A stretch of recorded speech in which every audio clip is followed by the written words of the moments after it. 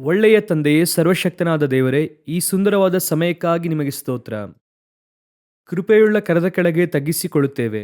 ಅಂಕು ಡೊಂಕುಗಳನ್ನೆಲ್ಲ ನೆಟ್ಟಗೆ ಮಾಡಿ, ದೇವರೇ, ಕದಗಳನ್ನು ಒಡೆದು ಕಬ್ಬಿಣದ ಆಗುಳಿಗಳನ್ನು ಮುರಿದು ನಮಗೆ ಮಾರ್ಗವನ್ನು ಸಿದ್ಧ ಮಾಡುವಂತಹ ದೇವರು, ಕೆಂಪು ಸಮುದ್ರವನ್ನು ವಿಭಾಗಿಸಿ ನಮ್ಮೊಂದಿಗೆ ನೀವಿದ್ದು ಕರ್ತನೆ ನಮ್ಮನ್ನು ಹೊತ್ತು ನಡೆಸುವಂತಹ ತಂದೆಯಾಗಿರುವುದಕ್ಕಾಗಿ ನಿಮಗೆ ಸ್ತೋತ್ರ.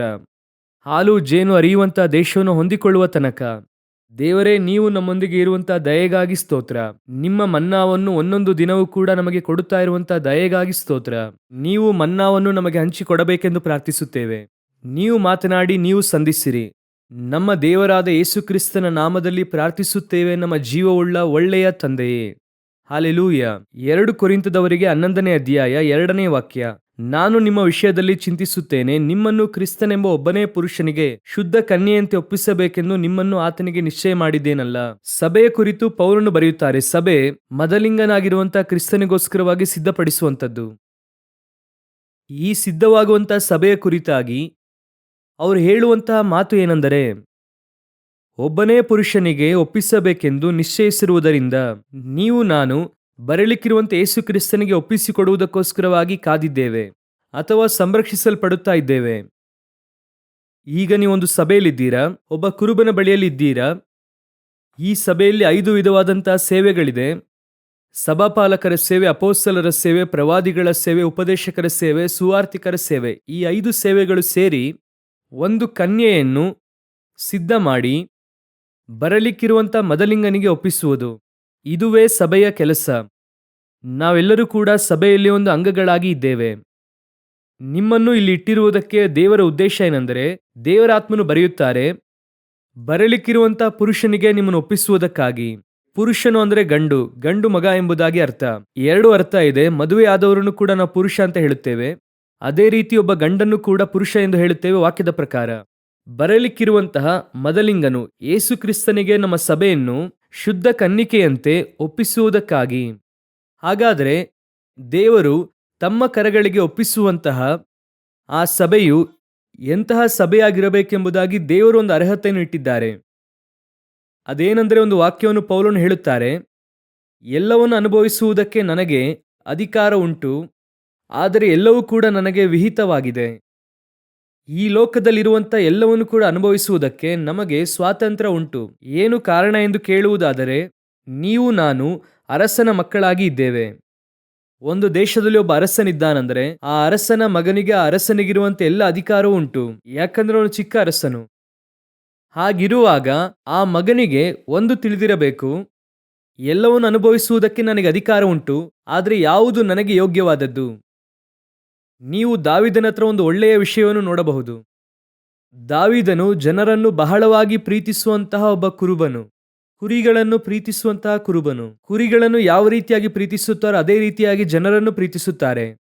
ಆದರೆ ಅರಸನಾದ ನಂತರವಾಗಿ ಅವರು ಕುರಿಯನ್ನು ಮೇಯಿಸುವುದಕ್ಕೆ ಹೋಗುವುದಿಲ್ಲ. ನಾನು ಬಹಳ ಚೆನ್ನಾಗಿ ಕುರಿ ಮೇಯಿಸುತ್ತೇನೆ ಅಪ್ಪ ಎಂದು ಆ ಏರಿಯಾದಲ್ಲಿರುವಂತಹ ಕುರಿ ಮೇಯಿಸುವರ ಹತ್ರ ಹೋಗಿ, ನಾನು ಅರಸನೇ, ಆದರೆ ಮುಂಚೆ ನಾನು ಕುರಿ ಮೇಯಿಸುವಂತ ವ್ಯಕ್ತಿ, ಬನ್ನಿ ನಾವು ಕುರಿ ಮೇಯಿಸುವುದಕ್ಕೆ ಹೋಗೋಣ ಎಂಬುದಾಗಿ ಹೋಗುವುದಿಲ್ಲ. ಅವರು ಅರಸನಾಗಿದ್ದಾರೆ. ಆ ಅರಸನ ಅಭಿಷೇಕವು ಬಂತು. ಹೃದಯ ಕುರುಬನ ಹೃದಯದಂತೆ ಇದೆ, ಪ್ರೀತಿಯ ಪ್ರೀತಿಯೆಲ್ಲ ಇದೆ. ಆದರೆ ಇನ್ನು ಮುಂದೆ ನಾನು ಕುರಿಯನ್ನು ಮೇಯಿಸಿದ್ರೆ ಅದು ನನಗೆ ಯೋಗ್ಯವಾಗಿರುವುದಿಲ್ಲ. ಅದನ್ನು ಮೇಯಿಸುವುದಕ್ಕೆ ನನಗೆ ಅಧಿಕಾರ ಉಂಟು, ಆದರೆ ಅದು ನನಗೆ ಏನಾಗಿ ಇರುವುದಿಲ್ಲ, ಯೋಗ್ಯವಾಗಿ ಇರುವುದಿಲ್ಲ. ಯೋಸೇಫನನ್ನು ನೋಡುವುದಾದರೆ ಸುಂದರವಾಗಿ ಒಂದು ಮಾತನ್ನು ಹೇಳುತ್ತಾರೆ. ಅವರ ಅಣ್ಣಂದಿರೆಲ್ಲರೂ ಕೂಡ ಬಂದು ಅವರ ಮುಂದೆ ಬಂದು ನಿಲ್ಲುತ್ತಾರೆ. ಎಲ್ಲರ ಎದುರು ಯೋಸೇಫನು ಕೂತಿರುತ್ತಾರೆ. ಎದ್ದು ನಿಂತು ಹೋಗಿ, ನನ್ನ ಸಹೋದರರಿಗೆ ಅಲ್ಲಿ ಬಂದು ನೋಡುವುದಕ್ಕೆ ಹೇಳಿ ಎಂಬುದಾಗಿ ಬರಲು ಹೇಳುತ್ತಾರೆ. ಅದು ಒಂದು ಪ್ರೋಟೋಕಾಲ್. ಹಾಗಂದ್ರೆ ಏನು ಅರ್ಥ ಅಂದರೆ, ಆ ಸ್ಥಳದಲ್ಲಿ ಇಳಿದು ಹೋಗಿ ಅವರನ್ನು ಮಾತನಾಡಿಸಿ ತಬ್ಬಿಕೊಂಡು ಮುದ್ದಿಡುವುದಕ್ಕೆ ಅಲ್ಲಿ ಅವರಿಗೆ ಅಧಿಕಾರ ಇದೆ, ಅವಕಾಶ ಇದೆ. ಆದರೆ ಅವರು ಆ ರೀತಿಯಾಗಿ ಮಾಡಿದ್ರೆ ಅದು ಅವರ ಪದವಿಗೆ ಏನಾಗಿರುವುದಿಲ್ಲ, ಸರಿಯಾಗಿರುವುದಿಲ್ಲ. ಆದ್ದರಿಂದ ಬರಲು ಹೇಳುತ್ತಾರೆ, ಸಹೋದರನನ್ನು ಕರ್ಕೊಂಡು ಬನ್ನಿ ಎಂಬುದಾಗಿ ಹೇಳುತ್ತಾರೆ. ಬತ್ಷೆಬಾಳು ಸೊಲೊಮೋನನ್ನು ನೋಡುವುದಕ್ಕೆ ಬರುತ್ತಾಳೆ. ಬರುವಾಗ ಆ ತಾಯಿಯೇ ಇವನಿಗೋಸ್ಕರವಾಗಿ ಆ ಅರಸುತನವನ್ನು ಕೊಡಿಸಿದಂಥವಳು. ಅವನನ್ನು ಅರಸನಾಗಿ ಮಾಡಿದ್ದೇ ಆ ತಾಯಿ. ಹೋಗಿ ದಾವೀದನ ಬಳಿಯಲ್ಲಿ ಕೇಳುತ್ತಾಳೆ. ಆ ಮುಂದಿನ ಅಧ್ಯಾಯದಲ್ಲಿ ಬತ್ಷೆಬಾಳು ಸೊಲೊಮೋನನ್ನು ನೋಡುವುದಕ್ಕೆ ಬರುತ್ತಾಳೆ. ನಾವಾಗಿದ್ರೆ ಏನ್ ಮಾಡ್ತಾ ಇದ್ವಿ, ಅಮ್ಮ ಬನ್ನಿ ಅಮ್ಮ ಎಂದು ನಾವು ಕೂತಿರುವಂತ ಚೇರಲ್ಲಿ ಕೂರುವುದಕ್ಕೆ ಹೇಳ್ತಾ ಇದ್ವಿ. ಅಮ್ಮ, ಇದಕ್ಕೆ ನೀವೇ ಕಾರಣ. ಸುಂದರವಾಗಿ ಒಂದು ಕಾರ್ಯವನ್ನು ಸೊಲೊಮೋನನು ಮಾಡುತ್ತಾರೆ. ಬತ್ಷೆಬಾಳನ್ನು ಕರೆದು ಆ ತಾಯಿಗೆ ಒಂದು ಚೇರ್ ಹಾಕಿ ಅನ್ನುತ್ತಾರೆ. ತನ್ನ ಸಿಂಹಾಸನದಲ್ಲಿ ಕೂರುವುದಕ್ಕೆ ಬಿಡುವುದಿಲ್ಲ. ಕಾರಣ ಅಲ್ಲಿ ಕೂರಿಸುವುದಕ್ಕೆ ಅವರಿಗೆ ಅಧಿಕಾರ ಉಂಟು, ಆದರೆ ಅದು ಯೋಗ್ಯವಾಗಿರುವುದಿಲ್ಲ. ಅದೇ ರೀತಿ ಒಂದೊಂದು ಕಾರ್ಯವನ್ನು ನೀವು ಸತ್ಯವೇದದಲ್ಲಿ ಓದಬಹುದು. ಹಾಗಾದರೆ ಕ್ರಿಸ್ತನಿಗೆ ಒಬ್ಬ ಮದಲಗಿತ್ತಿಯನ್ನು ಕ್ರಿಸ್ತನಿಗೆ ಒಪ್ಪಿಸಬೇಕು ಅಂದರೆ ಆ ಮದಲಗಿತ್ತಿಗೆ ಒಂದು ಗುಣಾತಿಶಯ ಇರುತ್ತದೆ, ಒಂದು ಯೋಗ್ಯತೆ ಇರುತ್ತದೆ. ಅದುವೇ ಅವರಿಗೆ ಯೋಗ್ಯವಾಗಿ ಇರುತ್ತದೆ. ನಮಗೆ ಎಲ್ಲ ಓಕೆನೆ, ಆದರೆ ಅವರಿಗೆ ಆ ರೀತಿಯಾಗಲ್ಲ. ಅವರ ಹೆಂಡತಿ, ಅವರ ಮದಲಗಿತ್ತಿಯು ಯಾವ ರೀತಿಯಾಗಿರಬೇಕು ಎಂಬುದಾಗಿ ಅವರಿಗೆ ಒಂದು ಕನಸಿದೆ. ಅವರು ಒಂದು ಅರ್ಹತೆಯನ್ನು ಇಟ್ಟಿದ್ದಾರೆ ಅವರ ಪಕ್ಕದಲ್ಲಿ ಹೋಗಿ ಕೂರುವುದಕ್ಕೆ. ನಾವು ಸಿಂಪಲ್ ಆಗಿ ಹೇಳುತ್ತೇವೆ ಅಲ್ವಾ, ನಾವು ನಮ್ಮ ಸಭೆಗಳಲ್ಲಿ ಯಾವುದೇ ವಿಧವಾದ ಮದುವೆ ಕಾರ್ಯದಲ್ಲಿ ಲೋಕದಲ್ಲಿರುವಂಥ ಯಾವುದೇ ಕಾರ್ಯವನ್ನು ನಾವು ನೋಡುವುದಿಲ್ಲ. ವರದಕ್ಷಿಣೆಯನ್ನು ನೋಡುವುದಿಲ್ಲ, ಜಾತಿ ನೋಡುವುದಿಲ್ಲ, ಆನಂತರ ಮೇಲು ಕೀಳು ನೋಡುವುದಿಲ್ಲ, ಯಾವುದನ್ನು ನೋಡುವುದಿಲ್ಲ. ಆದರೆ ನಮಗೆ ಸ್ಪಿರಿಚುವಲ್ ಕ್ರೈಟೀರಿಯಾ ಎಂಬುದಾಗಿ ಇದೆ, ಅದನ್ನು ಖಂಡಿತವಾಗಿ ನೋಡುತ್ತೇವೆ. ಎಲ್ಲವನ್ನು ಅನುಭವಿಸುವುದಕ್ಕೆ ನನಗೆ ಸ್ವಾತಂತ್ರ್ಯ ಉಂಟು, ಆದರೆ ಎಲ್ಲವೂ ನನಗೆ ಯೋಗ್ಯವಾಗಿರುವುದಿಲ್ಲ. ಆ ಸ್ಪಿರಿಚುವಲ್ ಕ್ರೈಟೀರಿಯಾ ಇದ್ರೇನೆ ಅದು ಯೋಗ್ಯವಾದದ್ದು. ಅದೇ ರೀತಿಯಾಗಿಯೇ ಕ್ರಿಸ್ತನಿಗೆ ಮದಲಗಿತ್ತಿಯಾಗಿರಬೇಕಂದ್ರೆ ಅದಕ್ಕೆ ಒಂದು ಯೋಗ್ಯತೆ ಇರಬೇಕು. ನಾವು ಅಂದುಕೊಂಡಿದ್ದೇವೆ, ಒಂದು ಬಹಳ ದೊಡ್ಡದಾದ ತಪ್ಪಾದ ಥಾಟಲ್ಲಿ ನಾವಿದ್ದೇವೆ. ಏನೆಂದರೆ ಕ್ರೈಸ್ತರಾಗಿರುವಂಥ ಎಲ್ಲರೂ ಕೂಡ ಕ್ರಿಸ್ತನ ಬರೋಣದಲ್ಲಿ ಹೋಗುತ್ತಾರೆ ಎನ್ನುವಂತಹ ಒಂದು ನಂಬಿಕೆ. ಆ ರೀತಿಯಾಗಿ ಬೈಬಲ್ ಹೇಳೇ ಇಲ್ಲ, ಯಾವ ಸ್ಥಳದಲ್ಲೂ ಹೇಳಿಲ್ಲ. ಮದಲಗಿತ್ತಿಗೆಂದು ಅನೇಕ ಕಾರ್ಯಗಳನ್ನು ಅವರು ಇಟ್ಟಿದ್ದಾರೆ, ಅನೇಕ ಕ್ರೈಟೀರಿಯಾ ಇಟ್ಟಿದ್ದಾರೆ. ಆದರೆ ಒಂದು ಕಡೆಯಲ್ಲೂ ಕೂಡ ನಾನು ಎಲ್ಲರನ್ನೂ ಕರ್ಕೊಂಡು ಹೋಗುತ್ತೇನೆ ಎಂಬುದಾಗಿ ಅವರು ಹೇಳೇ ಇಲ್ಲ. ನಾನು ಆಗಾಗ್ಗೆ ಹೇಳುತ್ತೇನೆ, ಎಷ್ಟು ಜನ ಚರ್ಚಿಗೆ ಬರುತ್ತಾರೆ ಎನ್ನುವಂಥದ್ದು ಮುಖ್ಯವೇ ಅಲ್ಲ, ಎಷ್ಟು ಜನ ಚರ್ಚಿನಿಂದ ಪರಲೋಕಕ್ಕೆ ಬರುತ್ತಾರೆ ಎನ್ನುವಂಥದ್ದೇ ಮುಖ್ಯ. ನಾವು ಜನರು ಅನೇಕ ಇದ್ದೇವೆ, ಸಂತೋಷ ಇಲ್ಲ ಎಂಬುದಾಗಿ ಹೇಳುತ್ತಿಲ್ಲ. ಆದರೆ ಎಲ್ಲರೂ ಕೂಡ ಪರಲೋಕಕ್ಕೆ ಬಂದ್ರೇನೆ ಇಷ್ಟು ಜನ ಇಲ್ಲಿ ಬಂದದಕ್ಕೆ ಪ್ರಯೋಜನವಾಗಿರುತ್ತದೆ. ಹಾಗಾದರೆ ಎಲ್ಲರೂ ಕೂಡ ಯೋಗ್ಯರಾಗಿದ್ದೇವಾ? ಇಲ್ಲಿರುವಂತ ಎಲ್ಲರೂ ಕೂಡ ಆತನಿಗೆ ಮೆಚ್ಚುಗೆಯುಳ್ಳ ಶುದ್ಧ ಕನ್ನಿಕೆಯಾಗಿ ಇದ್ದೇವಾ? ಅವರ ಕ್ರೈಟೀರಿಯಾಗೆ ಸರಿ ಹೋಗುತ್ತಾ ಇದ್ದೇವಾ ಎಂಬುದಾಗಿ ನೋಡುವುದಾದರೆ, ಕರ್ತನು ನಮಗೆಂದು ಕೆಲವು ಕಾರ್ಯಗಳನ್ನು ಅವರನ್ನು ಸಂಧಿಸುವುದಕ್ಕೋಸ್ಕರವಾಗಿಟ್ಟಿದ್ದಾರೆ. ಅವರನ್ನು ಸಂಧಿಸುವುದಕ್ಕೆ 1 ಅರಸರುಗಳ ಪುಸ್ತಕ 1ನೇ ಅಧ್ಯಾಯ 2ನೇ ವಾಕ್ಯವನ್ನು ಓದಿರಿ. ಆದುದರಿಂದ ಅವನ ಸೇವಕರು ಅವನಿಗೆ, ನಮ್ಮ ಒಡೆಯನಾದ ಅರಸನಿಗೋಸ್ಕರ ಒಬ್ಬ ಕನ್ಯೆಯನ್ನು ಹುಡುಕತಕ್ಕದ್ದು. ಆಕೆಯು ಅರಸನ ಸನ್ನಿಧಿಯಲ್ಲಿದ್ದುಕೊಂಡು ಅವನನ್ನು ಪರಾಂಬರಿಸಬೇಕು. ಆಕೆಯು ನಮ್ಮ ಒಡೆಯನಾದ ಅರಸನ ಮೊಗ್ಗಲಲ್ಲಿ ಮಲಗುವುದಾದರೆ ಅವನಿಗೆ ಬೆಚ್ಚಗಾಗುವುದು ಎಂದು ಹೇಳಿ. ಈ ವಾಕ್ಯದಲ್ಲಿ ನೋಡುವುದಾದರೆ ಆ ಅರಸನಿಗೆ ಬೆಚ್ಚಗೆ ಮಾಡಬೇಕು. ಆ ಅರಸನು ಯಾರೆಂದು ಕೇಳುವುದಾದರೆ ದಾವೀದನು. ದಾವೀದನು ಯಾರು? ಆರಂಭಿಸುವಾಗಲೇ ಓಪನಿಂಗ್ಗೆ ಭಯಂಕರವಾದ ಓಪನಿಂಗ್, ಗೋಲಿಯಾತನನ್ನೇ ಜಯಿಸಿ ಬಂದಂಥವರು. ಆನಂತರವಾಗಿ ಅವರ ಯುದ್ಧಗಳೆಲ್ಲವೂ ಕೂಡ ಸ್ಪಿರಿಚುವಲ್ ವಾರಂತೆ. ನೀವು ಕರ್ತನ ಯುದ್ಧವನ್ನು ನಡೆಸುವವರಂತೆ ಎಂದು ಹೇಳುತ್ತಾರೆ. ಆ ರೀತಿಯಾಗಿ ಒಬ್ಬ ಜೈಜಾಂಟಿಕ್ ಆದಂಥ ವ್ಯಕ್ತಿ. ದಾವೀದನನ್ನು ಕಂಡು ಫಿಲಿಸ್ಟಿಯರು ಭಯಪಟ್ಟರು. ಯುಫ್ರೆಟಿಸ್ ನದಿಯ ತನಕ ದಾವೀದನ ಎಲ್ಲೆಯೂ ಅಷ್ಟೊಂದು ಹರಡಿಕೊಂಡಿತ್ತು ಎಂಬುದಾಗಿ ವಾಕ್ಯ ಹೇಳುತ್ತದೆ. ಆ ರೀತಿಯಾಗಿ ದಾವೀದನ ವಿಸ್ತರಣೆ, ಆ ರೀತಿಯಾದ ರಾಜ್ಯಭಾರ ಇವತ್ತು ಬೆಚ್ಚಗಿಲ್ಲದೆ ಮಲಗಿಕೊಂಡಿದೆ. ಅಂತಹ ಒಬ್ಬ ಅರಸನು ಇವತ್ತು ಬೆಚ್ಚಗಿಲ್ಲದೆ ಮಲಗಿದ್ದಾನೆ. ಅದರ ಅರ್ಥ ಏನೆಂಬುದಾಗಿ ನೋಡುವುದಾದರೆ, ದಾವೀದನು ಕ್ರಿಸ್ತನಿಗೆ ಗುರುತಾಗಿ ಇದ್ದಾನೆ. ಈ ಕಾಲಘಟ್ಟದ ಕುರಿತಾಗಿ, ಈ ಸಮಯದ ಕುರಿತಾಗಿ ಯಾಕೋಬನೊಂದು ಪ್ರವಾದನೆ ಹೇಳುತ್ತಾನೆ. ದಾವೀದನು ಈ ರೀತಿಯಾಗಿ ಮಲಗಿರುವುದರ ಕುರಿತು ಯಾಕೋಬನೊಂದು ಪ್ರವಾದನೆಯನ್ನು ಹೇಳುತ್ತಾನೆ. ಓದಿರಿ, ಆದಿಕಾಂಡ ಪುಸ್ತಕ 49ನೇ ಅಧ್ಯಾಯ 9ನೇ ವಾಕ್ಯವನ್ನು ಓದಿರಿ. ಯೆಹೂದನು ಪ್ರಾಯದ ಸಿಂಹದಂತಿದ್ದಾನೆ. ನನ್ನ ಪುತ್ರನೇ, ನೀನು ಮೃಗವನ್ನು ಹಿಡಿದುಕೊಂಡು ಬೆಟ್ಟವನ್ನು ಸೇರಿದ ಸಿಂಹದೋಪಾದಿಯಲ್ಲಿದ್ದಿ. ಅವನು ಸಿಂಹದಂತೆ ಕಾಲು ಮುದುರಿ ಹೊಂಚು ಹಾಕಿಕೊಂಡಿದ್ದಾನೆ. ಮೃಗೇಂದ್ರನಿಗೆ ಸಮಾನವಾದ ಇವನನ್ನು ಕೆಣಕುವುದು ಯಾರಿಂದಾದೀತು? ಈ ಯೆಹೂದ ಕುಲದ ಸಿಂಹ ಎಂದು ಕೇಳುವುದಾದರೆ ಅರಸುತನ ಆರಂಭವಾಗುವುದು ದಾವೀದನಿಂದ. ಸೌಲನು ಬೆನ್ಯಾಮೀನ್ ಕುಲದವನು. ಯೆಹೂದ ಕುಲದ ರಾಜ್ಯಭಾರ, ಕ್ರಿಸ್ತನ ರಾಜ್ಯಭಾರದ ಗುರುತು ಆರಂಭವಾಗುವಂಥದ್ದು ದಾವೀದನಿಂದ. ಆ ರಾಜ್ಯಭಾರ ಮುಗಿಯುವುದು ಯೇಸುವಿನಲ್ಲಿ. ಇವರಿಬ್ಬರ ಕುರಿತಾಗಿರುವಂಥ ಪ್ರಾಫೆಸಿಯಲ್ಲಿ ಇರುತ್ತದೆ. ಯಾಕೋಬನು ನೋಡಿದಂಥದ್ದು. ಯಾಕೋಬನು ಹೇಳುತ್ತಾನೆ, ಸಿಂಹದಂತೆಯೂ, ಪ್ರಾಯದ ಸಿಂಹದಂತೆ ಕಾಲು ಮುದುರಿಕೊಂಡಿದ್ದಾನೆ. ಈ ಸಿಂಹ ಹಾಗೂ ಪ್ರಾಯದ ಸಿಂಹ ಯಾರಂದರೆ ಯೇಸು ಕ್ರಿಸ್ತನೇ ಸಿಂಹ, ಯೆಹೂದ ಕುಲದ ಸಿಂಹ ಅವರು. ಪ್ರಾಯದ ಸಿಂಹ ಯಾರಂದ್ರೆ ದಾವೀದನು. ಯಾಕಂದ್ರೆ 1 ಅರಸರುಗಳ ಪುಸ್ತಕ 1ನೇ ಅಧ್ಯಾಯ 1ನೇ ವಾಕ್ಯ ಹೇಳುತ್ತದೆ. ಆ ವಾಕ್ಯವನ್ನು ಓದುತ್ತೇನೆ, ಗಮನಿಸಿರಿ. ಅರಸನಾದ ದಾವೀದನು ದಿನ ತುಂಬಿದ ಮುದುಕನಾಗಿ ಇದ್ದನು. ದಾವೀದನು ಹೇಗಿದ್ದಾರೆ? ದಿನ ತುಂಬಿದ ಮುದುಕನಾಗಿ ಇದ್ದಾರೆ. ಇವರಿಬ್ಬರು ಕೂಡ ಕಾಲು ಮುದುರಿಕೊಂಡು ಮಲಗಿದ್ದಾರೆ. ಇಲ್ಲಿ ದಾವೀದನು ಮಲಗಿದ್ದಾನೆ ಬೆಚ್ಚಗೆ ಇಲ್ಲದೆ. ಯೇಸು ಕ್ರಿಸ್ತನು ಶಿಲುಬೆಗೆ ಹಾಕಲ್ಪಟ್ಟು ಸಮಾಧಿಯೊಳಗೆ ಇಡಲ್ಪಟ್ಟಿದ್ದಾರೆ. ಇವರಿಬ್ಬರಿಗೂ ಕೂಡ ಉತ್ತರ. ಅದಕ್ಕೆ ಪ್ರಶ್ನೆ ಯಾಕೋಬನಲ್ಲಿ ಬರುತ್ತದೆ. ಸಿಂಹದಂತೆಯೂ ಪ್ರಾಯದ ಸಿಂಹದಂತೆಯೂ ಕಾಲು ಮುದುರಿಕೊಂಡು ಇವನನ್ನು ಕೆಣಕುವುದು ಯಾರಿಂದಾದೀತು? ಈಗ ಯೇಸು ಕ್ರಿಸ್ತನನ್ನು ಸತ್ತವರಿಂದ ತಂದೆಯಾಗಿರುವಂತ ದೇವರು ಜೀವಂತವಾಗಿ ಎಬ್ಬಿಸಿದರು. ನಾವು ಅದಕ್ಕೆ ಸಾಕ್ಷಿಗಳಾಗಿದ್ದೇವೆಂದು ಪೇತ್ರನು ಹೇಳುತ್ತಾರೆ. ಈಗ ಯೇಸು ಕ್ರಿಸ್ತನನ್ನು ಎಬ್ಬಿಸಿದ್ದಕ್ಕೆ ಉತ್ತರ ಸಿಕ್ಕಿತು. ಎಬ್ಬಿಸುವವರು ಯಾರು? ಯಾಕೋಬನು ಕೇಳುತ್ತಾರೆ. ಉತ್ತರ ಸಿಕ್ಕಿತು. ಆದರೆ ಪ್ರಾಯದ ಸಿಂಹದಂತೆ ಕಾಲು ಮುದ್ರಿಕೊಂಡಿರುವಂತವರು ದಾವೀದನು. ಸಿಂಹದಂತೆ ಮಲಗಿರುವಂತ ಯೇಸುವನ್ನು ತಂದೆಯು ಎಬ್ಬಿಸಿದರು. ಪ್ರಾಯದ ಸಿಂಹದಂತೆ ಮಲಗಿರುವಂತ ದಾವೀದನನ್ನು ಎಬ್ಬಿಸುವವರು ಯಾರು? ಈ ಯಹೂದ ಕುಲವನ್ನು ಎಬ್ಬಿಸುವವರು ಯಾರು? ಇದಕ್ಕೆ ಉತ್ತರವಾಗಿಯೇ ಆ ಕನ್ಯೆಯನ್ನು ಹುಡುಕುತ್ತಾರೆ. 2ನೇ ವಾಕ್ಯ. ಆದುದರಿಂದ ಅವನ ಸೇವಕರು ಅವನಿಗೆ, ನಮ್ಮ ಒಡೆಯನಾದ ಅರಸನಿಗೋಸ್ಕರ ಒಬ್ಬ ಕನ್ಯೆಯನ್ನು ಹುಡುಕತಕ್ಕದ್ದು. ಇದು ಯಾವುದಕ್ಕೆ ಗುರುತಾಗಿದೆ? ಕ್ರಿಸ್ತನ ರಾಜ್ಯ, ದಾವೀದನ ರಾಜ್ಯ, ಯಹೂದ ರಾಜ್ಯ ಇವತ್ತು ನಮಗೆ ಸಂಬಂಧಪಟ್ಟ ಪರಲೋಕದ ರಾಜ್ಯದ ಒಂದು ಭಾಗ ಕ್ರಿಯೆ ಮಾಡುತ್ತಾ ಇದೆ. ಇವತ್ತು ಸಭೆಯ ಕಾಲವನ್ನು ನೀವು ಹಾಗೆ ನೋಡುತ್ತಲೇ ಬಂದ್ರಿ ಅಂದ್ರೆ, ಒಂದೊಂದು ಕಾಲಘಟ್ಟದಲ್ಲೂ ಕೂಡ ಒಂದು ಉಜ್ಜೀವನ ಬಂದು ಒಳ್ಳೆಯ ಬೆಚ್ಚಗಾದ ಕಾಲ ಇದೆ. ಆನಂತರವಾಗಿ ಸ್ವಲ್ಪ ಸ್ವಲ್ಪವಾಗಿ ಆ ಬೆಂಕಿ ಹಾಗೆ ಆರುತ್ತದೆ. ಅದನ್ನೇ ನಾವು ಉಜ್ಜೀವನ ಎಂದು ಹೇಳುತ್ತೇವೆ. ಉಜ್ಜೀವನ ಬರಬೇಕೆಂದು ಹೇಳುತ್ತೇವೆ. ಈಗ 1906ರಲ್ಲಿ ಅಜೂಜಾ ಸ್ಟ್ರೀಟ್ ಅಲ್ಲಿ ಲೋಕಾದ್ಯಂತ ಉಜ್ಜೀವನ. ಇವತ್ತು ಇರುವಂತ ಈ ಪೆಂಟೆಗಾಸ್ಟಲ್ ಮೂವ್ಮೆಂಟ್ ಎಂಬುದಾಗಿ ಹೇಳುತ್ತೇವೆ ಅಲ್ವಾ, ಇದರ ಒಂದು ಪುನರುಜ್ಜೀವನ ಆಗಿದ್ದು ಅಲ್ಲೇನೆ. 1ನೇ ಶತಮಾನದಲ್ಲಿ ಸುರಿಸಲ್ಪಟ್ಟು ಹಾಗೆ ಸ್ವಲ್ಪ ಸ್ವಲ್ಪವಾಗಿ ಆರಿ ಹೋಗಿ ಆ ಉಜ್ಜೀವನ ಮತ್ತೆ ಸುರಿಸಲ್ಪಟ್ಟಿದ್ದು 1906ರಲ್ಲಿ. ಈಗ ಈ 120 ವರ್ಷ, 2026 ಬಂದ್ರೆ 120 ವರ್ಷ ಆಯಿತು. ಈ 120 ವರ್ಷದಲ್ಲಿ ಸ್ವಲ್ಪ ಸ್ವಲ್ಪವಾಗಿ ಈ ಬೆಂಕಿ ಆರಿ ಹೋಗುತ್ತಾ ಸಭೆ ಇವತ್ತು ಬೆಚ್ಚಗೂ ಕೂಡ ಇಲ್ಲದೇ ಇರುವಂತ ಪರಿಸ್ಥಿತಿಯಲ್ಲಿದೆ. ಉಜ್ಜೀವನ ಎಂದ್ರೆ ಏನು? 5,000 ಜನ 10,000 ಜನ ರಕ್ಷಿಸಲ್ಪಟ್ಟು ಸಭೆಗೆ ಬರುತ್ತಾರೆ. ಅದು 2ನೇ ಭಾಗ. ಉಜ್ಜೀವನದ ರಿಸಲ್ಟ್ ಅದು. ಉಜ್ಜೀವನದ ಆರಂಭ ಏನ್ ಗೊತ್ತಾ? ಸಭೆಯ ಒಳಗೆ ಅಗ್ನಿಮಯವಾದಂತಹ ನಾಲಿಗೆಗಳು ಇಳಿದು ಬಂದ್ರೇನೆ ಹೊರಗೆ ಇರುವಂತ 3,000 ಜನ ರಕ್ಷಿಸಲ್ಪಡುತ್ತಾರೆ. ಆ 120 ಮಂದಿಯ ಮೇಲೆ ಅಗ್ನಿಮಯವಾದ ನಾಲಿಗೆ ಇಳಿದು ಬಂದಿದ್ದರಿಂದಲೇ ಅವತ್ತು 3,000 ಜನ ರಕ್ಷಿಸಲ್ಪಟ್ಟರು. ಅದನ್ನೇ ನಿಮಗೆ ಹೇಳುತ್ತೇನೆ, ಸಭೆಯ ಒಳಗೇನೆ ಉಜ್ಜೀವನ ಇದೆ.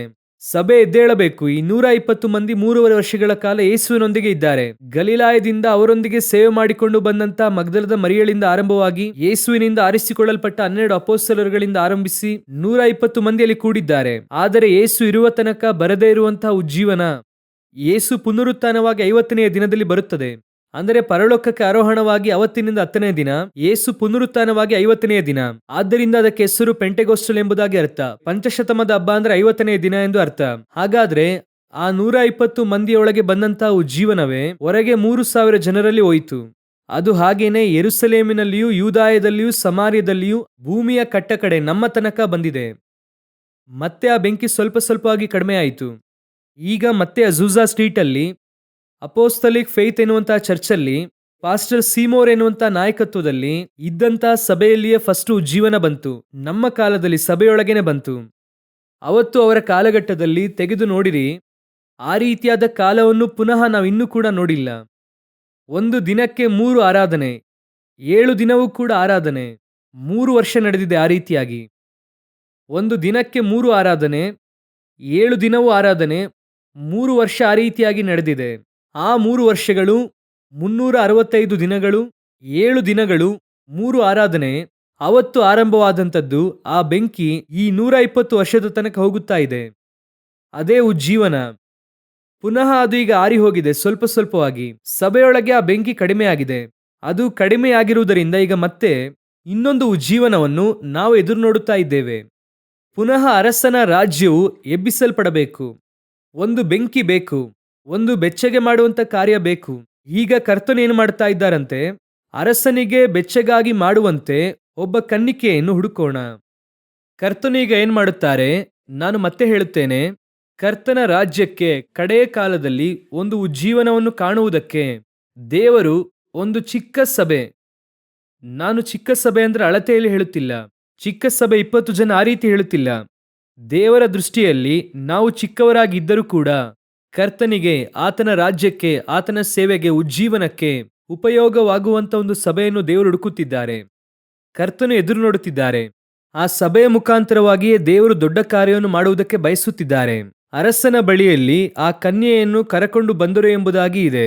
ಪೌಲನು ಹೇಳುತ್ತಾರೆ, ಶುದ್ಧ ಕನ್ಯೆಯಂತೆ ಒಪ್ಪಿಸುವುದಕ್ಕಾಗಿ. ಹಾಗಾದ್ರೆ ಅರಸನ ಬಳಿಗೆ ಬರಬೇಕಂದ್ರೆ ಈಕೆ ಹೇಗಿರಬೇಕಂತೆ? ಒಂದು ಕನ್ನಿಕೆಯಾಗಿರುವಂತಹ ಚಿಕ್ಕ ಹುಡುಗಿ. ಕನ್ನಿಕೆ ಅಂದ್ರೆ ಏನರ್ಥ? ಪುರುಷನನ್ನು ಅರಿಯದೇ ಇರುವಂತಹ. ಆ ರೀತಿ ಇದೆ. ಮರಿಯಳ ಕುರಿತಾಗಿ ಹೇಳುವಾಗ ಪುರುಷನನ್ನು ಅರಿಯದೇ ಇರುವಂತ ಎಂಬುದಾಗಿ ಇದೆ. ಅದರ ಅರ್ಥ ಏನು? ಬೇರೆ ಯಾವುದೇ ಉಪದೇಶದಲ್ಲೂ ಕೂಡ ಇಲ್ಲದೆ ಕರ್ತನಿಗೋಸ್ಕರ ವೈರಾಗ್ಯವಾಗಿ ಜೀವಿಸುವಂತಹ ಒಂದು ಸಭೆ, ಒಂದು ಸೇವೆ, ಒಂದು ಗುಂಪನ್ನು ದೇವರು ಎದುರು ನೋಡುತ್ತಿದ್ದಾರೆ. ಯಾವುದೇ ಕಳಂಕ ಇಲ್ಲದೆ ಕಡೆಯ ಕಾಲದಲ್ಲಿ ಒಂದು ಪ್ರತ್ಯೇಕಿಸಲ್ಪಟ್ಟಂತ ಗುಂಪು ದೇವರಿಗೆ ಅವಶ್ಯವಾಗಿದೆ. ಇವತ್ತು ಕ್ರೈಸ್ತತ್ವ ಎನ್ನುವಂಥದ್ದು ಕಲಬರಿಕೆಯಾಗಿ ಮಾರ್ಪಟ್ಟಿದೆ.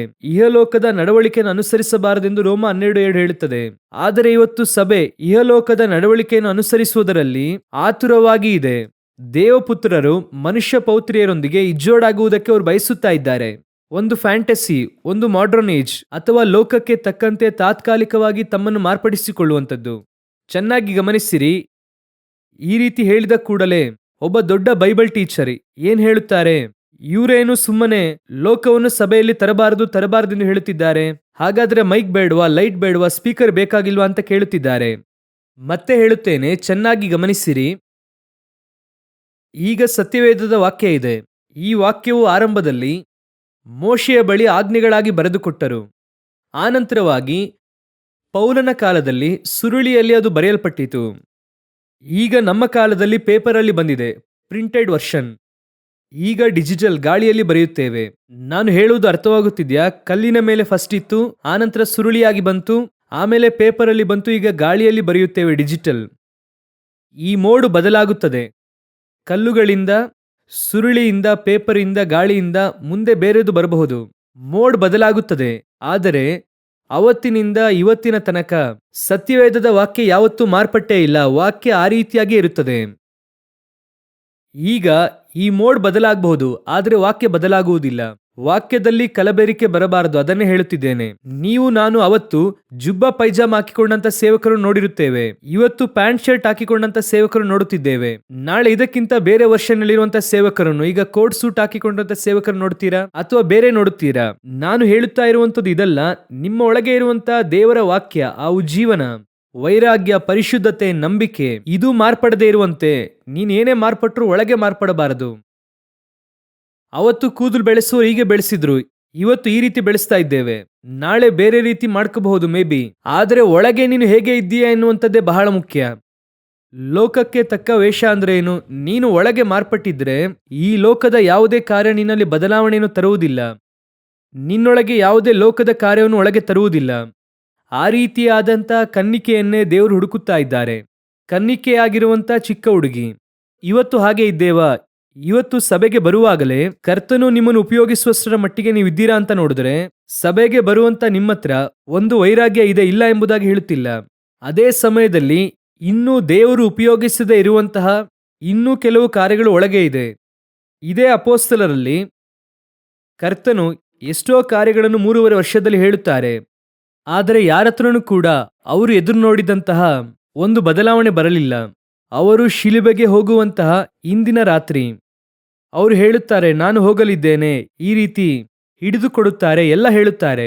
ಹೇಳಿದ ಕೂಡಲೇ ನೋಡುವುದಾದರೆ ಅವರು ಆ ರೀತಿ ಆ ಪಕ್ಕದಲ್ಲೇ ಹೋಗುತ್ತಾರೆ. ಈ ಕಡೆ ಕಿತ್ತಾಡ್ತಾ ಇದ್ದಾರೆ. ಅವರು ಹೋದ ನಂತರ ನೆಕ್ಸ್ಟ್ ಯಾರು? ಅವರು ಹೋಗುತ್ತೇನೆ ಎಂಬುದಾಗಿ ಹೇಳುತ್ತಾ ಇದ್ದಾರಲ್ಲ, ಅದರ ಉದ್ದೇಶ ಏನು? ಶಿಲುಬೆಯನ್ನು ಹೊರುವುದರ ಅರ್ಥ ಏನೆಂಬುದಾಗಿ ಅದರ ಕುರಿತು ಅವರಿಗೆ ಚಿಂತೆ ಇಲ್ಲ. ಅವರ ಪ್ರಕಾರವಾಗಿ ಇವರು ಹೋದ ನಂತರವಾಗಿ ನೆಕ್ಸ್ಟ್ ಯಾರು ಟೇಕ್ ಓವರ್ ಮಾಡೋದು, ನೆಕ್ಸ್ಟ್ ಯಾರು ಲೀಡ್ ಮಾಡೋದು. ಈಗ ಮತ್ತೆ ಬಂದು ಅವರು ತಮ್ಮ ನಡು ಕಟ್ಟಿಕೊಂಡು ಕಾಲನ್ನು ತೊಳೆದು, ಇಲ್ಲ ಅಪ್ಪ, ನಿಮ್ಮಲ್ಲಿ ಯಾರು ಹೆಚ್ಚಿನವನಾಗಿರಬೇಕು, ಅವನು ಚಿಕ್ಕವನಾಗಿರಬೇಕು ಎಲ್ಲ ಹೇಳುತ್ತಾರೆ. ಇನ್ನೂ ಬದಲಾವಣೆ ಬರಲಿಲ್ಲ. ಒಂದು ದಿನ ಬಂತು, ಪರಿಶುದ್ಧಾತ್ಮನು ಬಂದರು. ಅವರಲ್ಲಿ ಬದಲಾವಣೆ ಬಂತು. ಯೋಚನೆ ಮಾಡಿ ನೋಡಿ, 3.5 ವರ್ಷ ಯೇಸುವಿನೊಂದಿಗೆ ಇದ್ದಾರೆ, ಬದಲಾವಣೆ ಇಲ್ಲ. 3.5 ವರ್ಷ ಇದ್ದಾರೆ, ದೇವರಾತ್ಮನು ಬಂದರು, ಒಂದು ದೊಡ್ಡ ಬದಲಾವಣೆಯನ್ನು ತಂದರು. ಯಾವುದೆಲ್ಲ ಅವರು ಯೇಸುವಿನೊಂದಿಗೆ ಇರುವಾಗ ತಪ್ಪಾಗಿ ನಡೆದುಕೊಂಡರು, ತಪ್ಪಾಗಿ ಮಾಡಿದರು ಅಥವಾ ತಪ್ಪಾಗಿ ಯೋಚನೆ ಮಾಡಿದ್ರು, ಈಗ ಹಾಗೆ ಎಲ್ಲ ಆಪೋಸಿಟ್ ಆಗಿ ಮಾರ್ಪಟ್ಟಿತು. ಆ ರೀತಿ ಮಾರ್ಪಟ್ಟ ನಂತರವೇ ಅವರನ್ನು ದೇವರು ತೆಗೆದು ಉಪಯೋಗಿಸಿದರು. ಒಂದು ಉಜ್ಜೀವನ ಬಂತು. ನಿಮಗೂ ನನಗೂ ಚರ್ಚ್ನೊಳಗೆ ಬರುತ್ತೇವೆ, ವಿ ಆರ್ ಆಲ್ ಕ್ರಿಶ್ಚಿಯನ್ಸ್, ಹಾಗೆ ಇದ್ದೇವೆ. ಆದರೆ ಕರ್ತನು ಎದುರು ನೋಡುತ್ತಾ ಇರುವಂತಹ ಬದಲಾವಣೆಯು ನಿಮ್ಮಲ್ಲಿ ಇದೆಯಾ? ಕರ್ತನು ನಿಮ್ಮ ಮೂಲಕವಾಗಿ ಒಂದು ಜೀವನವನ್ನು ತರುವುದಕ್ಕೆ ನೀವು ಯೋಗ್ಯರಾಗಿ ಇದ್ದೀರಾ? ಅದೇ ಕ್ವಶನ್. ಇವತ್ತು ಆ ಹಂತದಲ್ಲಿ ಚರ್ಚಿಲ್ಲ. ಅದೇ ಮುಖ್ಯ. ಸಭೆ ಇದೆ, ಆದರೆ ಸಭೆಯು ಉಜ್ಜೀವನವಾಗುವಂತಹ ಸ್ಥಳದಲ್ಲಿದೆಯಾ? ನನಗೆ ಗೊತ್ತಿರುವ ಹಾಗೆ 30 ವರ್ಷದಿಂದ ನಾವು ಪ್ರಾರ್ಥಿಸುತ್ತಾ ಇದ್ದೇವೆ ಉಜ್ಜೀವನಕ್ಕಾಗಿ. ನಾನು ಯೇಸುವನ್ನು ಅಂಗೀಕರಿಸಿಕೊಂಡು ಇದು 33ನೇ ವರ್ಷ. ಈ 33 ವರ್ಷದಿಂದ ನಾವು ಉಜ್ಜೀವನಕ್ಕೋಸ್ಕರವಾಗಿ ಪ್ರಾರ್ಥನೆ ಮಾಡುತ್ತಾ ಇದ್ದೇವೆ. ಅನೇಕರು ಪ್ರಾರ್ಥಿಸುತ್ತಾ ಇದ್ದಾರೆ, ಅನೇಕ ಭಕ್ತರು ಮೊಣಕಾಲಿನಲ್ಲಿ ನಿಂತು ಅಳುತ್ತಾ ಇದ್ದಾರೆ. ಎಲ್ಲ ಸತ್ಯನೇ. ಬರದೇ ಇರುವುದಕ್ಕೆ ಏನ್ ಕಾರಣ? ಅದೇ ಮುಖ್ಯ. ಬರದೇ ಇರುವುದಕ್ಕೆ ಏನ್ ಕಾರಣ? 3.5 ವರ್ಷ ಯೇಸುವಿನೊಂದಿಗೆ ಇದ್ದಂಥವರು ಪರಿಶುದ್ಧಾತ್ಮನು ಬಂದ ನಂತರವಾಗಿ ಅಲ್ಲಿ ಉಜ್ಜೀವನ ಬಂತಲ್ಲ. ಈಗ 30 ವರ್ಷದಿಂದ ಉಜ್ಜೀವನ ಎದುರು ನೋಡ್ತಾ ಇದ್ದೇವಲ್ಲ. ನಾವು ಎದುರು ನೋಡಿದಂತ ಉಜ್ಜೀವನ ಬಂದಿಲ್ವಲ್ಲ. ಕಾರಣ ಏನೆಂದರೆ ಉಜ್ಜೀವನ ಬರದೇ ಇರುವುದಕ್ಕೆ ಕಾರಣ ಅಲ್ಲಿ ದಾವೀದನ ಬಳಿಗೆ ಕೊಂಡು ಬಂದಂತಹ ಆ ಚಿಕ್ಕ ಹುಡುಗಿಯ ಹಾಗೆ ದೇವರು ಎದುರು ನೋಡುತ್ತಾ ಇರುವಂತಹ ಸಭೆ, ಕರ್ತನು ಎದುರು ನೋಡುತ್ತಾ ಇರುವಂತಹ ಸೇವೆ, ಕರ್ತನು ಎದುರು ನೋಡುತ್ತಾ ಇರುವಂತಹ ವಿಶ್ವಾಸ ಇನ್ನೂ ದೇವರಿಗೆ ಸಿಕ್ಕಿಲ್ಲ. ಸಿಕ್ಕಿದರೆ ದೇವರು ನಿಶ್ಚಯವಾಗಿ ಅವರ ಮೂಲಕ ಮಹಿಮೆಯಾದ ಕಾರ್ಯಗಳನ್ನು ಮಾಡುವುದಕ್ಕೆ ಶಕ್ತರಾಗಿದ್ದಾರೆ. ಒಬ್ಬರೇ ಒಬ್ಬರು ಸಿಕ್ಕಿದರೆ ಸಾಕು, ಒಡಕಿನಲ್ಲಿ ನಿಲ್ಲುವಂತವರು ದೇವರು ಕಾರ್ಯವನ್ನು ಮಾಡುತ್ತಾರೆ. ಇವತ್ತು ನಾವು ಹಾಗೆ ಇದ್ದೇವಾ? ಸಭೆ ಆಗಿದ್ಯಾ? ಪರಿಶೋಧಿಸಿ ನೋಡಿ. ಅದನ್ನೇ ದೇವರು ಎದುರು ನೋಡುತ್ತಾ ಇರುವಂತದ್ದು. ಅವರು ಎದುರು ನೋಡುವ ಹಾಗೆ ನೀವಿರಬೇಕು. ಅದನ್ನೇ ನಿಮಗೆ ಹೇಳುತ್ತಾ ಇದ್ದೇನೆ. ನೀವು ಹೇಗೆ ಇದ್ದರೂ ಅವರು ನಿಮ್ಮನ್ನು ಸ್ವೀಕರಿಸುವುದಕ್ಕೆ ಸಿದ್ಧ. ಆದರೆ ಅವರ ಕೆಲಸವನ್ನು ಮಾಡುವುದಕ್ಕೆ ನಿಮ್ಮಲ್ಲಿ ದೇವರು ಕೆಲವು ಅರ್ಹತೆಗಳನ್ನು ಎದುರು ನೋಡುತ್ತಾ ಇದ್ದಾರೆ. ಕರ್ತನು ಎಲ್ಲರನ್ನು ಪ್ರೀತಿಸುತ್ತಾರೆ, ಅದರಲ್ಲಿ ಸಂದೇಹವೇ ಇಲ್ಲ. God so loved the world. ಎಲ್ಲರನ್ನು ಪ್ರೀತಿಸುತ್ತಾರೆ, ಅದಕ್ಕೋಸ್ಕರ ತನ್ನ ಒಬ್ಬನೇ ಮಗನನ್ನು ಆತನು ಕೊಟ್ಟನು. ಸಂದೇಹವೇ ಇಲ್ಲ. ಆದರೆ ಕರ್ತನು ಎಲ್ಲರನ್ನು ಕೂಡ ನಂಬುತ್ತಾ ಇದ್ದಾರಾ? ಪ್ರೀತಿಸುತ್ತಾ ಇದ್ದಾರೆ, ಇಲ್ಲ ಎಂದು ಹೇಳುತ್ತಿಲ್ಲ. ನಂಬುತ್ತಾ ಇದ್ದಾರಾ? ಅದೇ ಇಲ್ಲಿ ಮುಖ್ಯ. 6 ಲಕ್ಷ ಗಂಡಸರು ಐಗುಪ್ತ್ಯದಿಂದ ಹೊರಟರು. ಎಲ್ಲರನ್ನೂ ಅವರೇ ಬಿಡುಗಡೆ ಮಾಡಿದ್ರು. ಎಲ್ಲರಿಗೋಸ್ಕರವಾಗಿ ಕುರಿ ಕೊಯ್ಯಲ್ಪಟ್ಟಿತು. ಎಲ್ಲ ಸತ್ಯನೇ. ಆದರೆ ಅವರು ನಂಬಿದ್ದು ಒಬ್ಬನೇ ಒಬ್ಬ ಮನುಷ್ಯನನ್ನೇ. ಅವನ ಬಳಿಯಲ್ಲೇ ದೇವರು ತನ್ನ ರಹಸ್ಯವನ್ನು ಪ್ರಕಟಿಸಿದರು. ಅವನ ಬಳಿಯಲ್ಲೇ ತನ್ನ ಹೃದಯವನ್ನು ಪ್ರಕಟಿಸುತ್ತಾರೆ. 12 ಶಿಷ್ಯರುಗಳು ಕೂತಿದ್ದಾರೆ. ಎಲ್ಲರ ಬಳಿ ಎಲ್ಲವನ್ನು ಮಾತನಾಡುತ್ತಾರೆ. ಆದರೆ ಅವರು ನಂಬಿ ತನ್ನ ರಹಸ್ಯಗಳನ್ನು ಪ್ರಕಟಪಡಿಸಿದ್ದು ಒಬ್ಬ ಶಿಷ್ಯನೊಂದಿಗೆ ಮಾತ್ರವೇ. ಅದೇ ರೀತಿಯಾಗಿಯೇ ಕರ್ತನು ಇವತ್ತು ತನ್ನ ಉಜ್ಜೀವನಕ್ಕೆ ಎಲ್ಲರನ್ನು ಪ್ರೀತಿಸುತ್ತಾ ಇದ್ದಾರೆ. ಆದರೆ ನಂಬಿ ಒಪ್ಪಿಸುವುದಕ್ಕೆ ದೇವರೊಂದು ಸಭೆಯನ್ನು ಹುಡುಕುತ್ತಾ ಇದ್ದಾರೆ, ಒಬ್ಬ ಸೇವಕನನ್ನು ಹುಡುಕುತ್ತಾ ಇದ್ದಾರೆ. ಅದು ನಮ್ಮ ಸಭೆಯಾಗಿರಬೇಕೆನ್ನುವಂಥದ್ದೇ ನಮ್ಮ ಆಸೆ. ಒಂದು ಸಾರಿ ನಾನು ದೇವರ ಹತ್ರ ಪ್ರಾರ್ಥನೆ ಮಾಡುತ್ತಿರುವಾಗ ಮಾರ್ಟಿನ್ ಲೂಥರ್ ಅವರ ಹಿಸ್ಟ್ರಿಯನ್ನು ಓದುತ್ತಾ ಇದ್ದೆ. ಅದನ್ನು ಹಾಗೆ ಓದುತ್ತಾ ಇರುವಾಗ ಅವರ ರಿಫಾರ್ಮೇಶನ್ ಅದೆಲ್ಲವನ್ನು ಹಾಗೆ ಓದುವಾಗ ಈ ರೀತಿ ಪ್ರಾರ್ಥನೆ ಮಾಡಿದೆ, ದೇವರೇ ಇನ್ನೊಬ್ಬ ಮಾರ್ಟಿನ್ ಲೂಥರನ್ನು ಎಬ್ಬಿಸಿಯಪ್ಪ. ಇನ್ನೊಬ್ಬ ಮಾರ್ಟಿನ್ ಲೂಥರ್ ಬಂದ್ರೆ ಚೆನ್ನಾಗಿರುತ್ತದೆ ದೇವರೇ. ಆ ರೀತಿ ಪ್ರಾರ್ಥಿಸುವಾಗ ದೇವರಾತ್ಮನು ತಿಳಿಸಿದ್ದು, ಇನ್ನೊಬ್ಬನನ್ನು ಎಬ್ಬಿಸಿ ಎಂಬುದಾಗಿ ಪ್ರಾರ್ಥಿಸಬೇಡ, ನನ್ನನ್ನು ಆ ರೀತಿ ಎಬ್ಬಿಸಿ ಎಂಬುದಾಗಿ ಪ್ರಾರ್ಥಿಸು. ಅದೇ ಸರಿಯಾದ ಪ್ರಾರ್ಥನೆ ಅಂತ ಹೇಳಿದ್ರು. ನಾವು ಇನ್ನೊಬ್ಬರಿಗಾಗಿ ಪ್ರಾರ್ಥಿಸುತ್ತೇವೆ, ಆದರೆ ಕರ್ತನು ನಾವೇ ಎದ್ದೇಳಬೇಕೆಂದು ಎದುರು ನೋಡುತ್ತಿದ್ದಾರೆ. ಯಾಕೆ ಬರಬಾರದು? ಯಾವುದೋ ಒಂದು ಮೂಲೆಯಲ್ಲಿ ಅಮೆರಿಕಾದಲ್ಲಿ ಅಜೂಸಾ ಸ್ಟ್ರೀಟ್ ಇಂದ ಬರಲಿಲ್ವಾ? ಲೋಕದಲ್ಲಿ ಅಮೆರಿಕ ಮೂಲೆಯಲ್ಲಿದೆ. ಆ ಒಂದು ಮೂಲೆಯಿಂದ ಒಂದು ಉಜ್ಜೀವನವೂ ಬರಲಿಲ್ವಾ? ಯೆರೂಸಲೇಮಿಂದ ಮಾತ್ರ ಎಂಬುದಾಗಿ ಇಲ್ಲ, ಅಮೆರಿಕದಿಂದ ಕೂಡ ಬರಬಹುದು, ನಾರ್ವೆಯಿಂದ ಕೂಡ ಬರಬಹುದು. ಬಂದಿದೆ. ಅನೇಕ ಸ್ಥಳಗಳಲ್ಲಿ ಉಜ್ಜೀವನ ನಡೆದಿದೆ. ಅದೇ ರೀತಿಯಾಗಿ ಇಲ್ಲಿಂದಲೂ ಕೂಡ ಬರುವುದಕ್ಕೆ ಅವಕಾಶ ಇದೆ.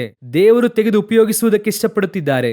ಆದರೆ ಅದಕ್ಕೆ ತಮ್ಮನ್ನು ಸಮರ್ಪಿಸುವಂತ ಒಂದು ಚರ್ಚ್ ಬೇಕು. ಶುದ್ಧವಾದ ಆ ಕನ್ನಿಕೆಯಾದಂತಹ ಹುಡುಗಿ, ಅದೇ ಇಂಪಾರ್ಟೆಂಟ್. ಎಲ್ಲರನ್ನು ತೆಗೆದು ಉಪಯೋಗಿಸುವುದಕ್ಕೆ ಸಾಧ್ಯವಿಲ್ಲ.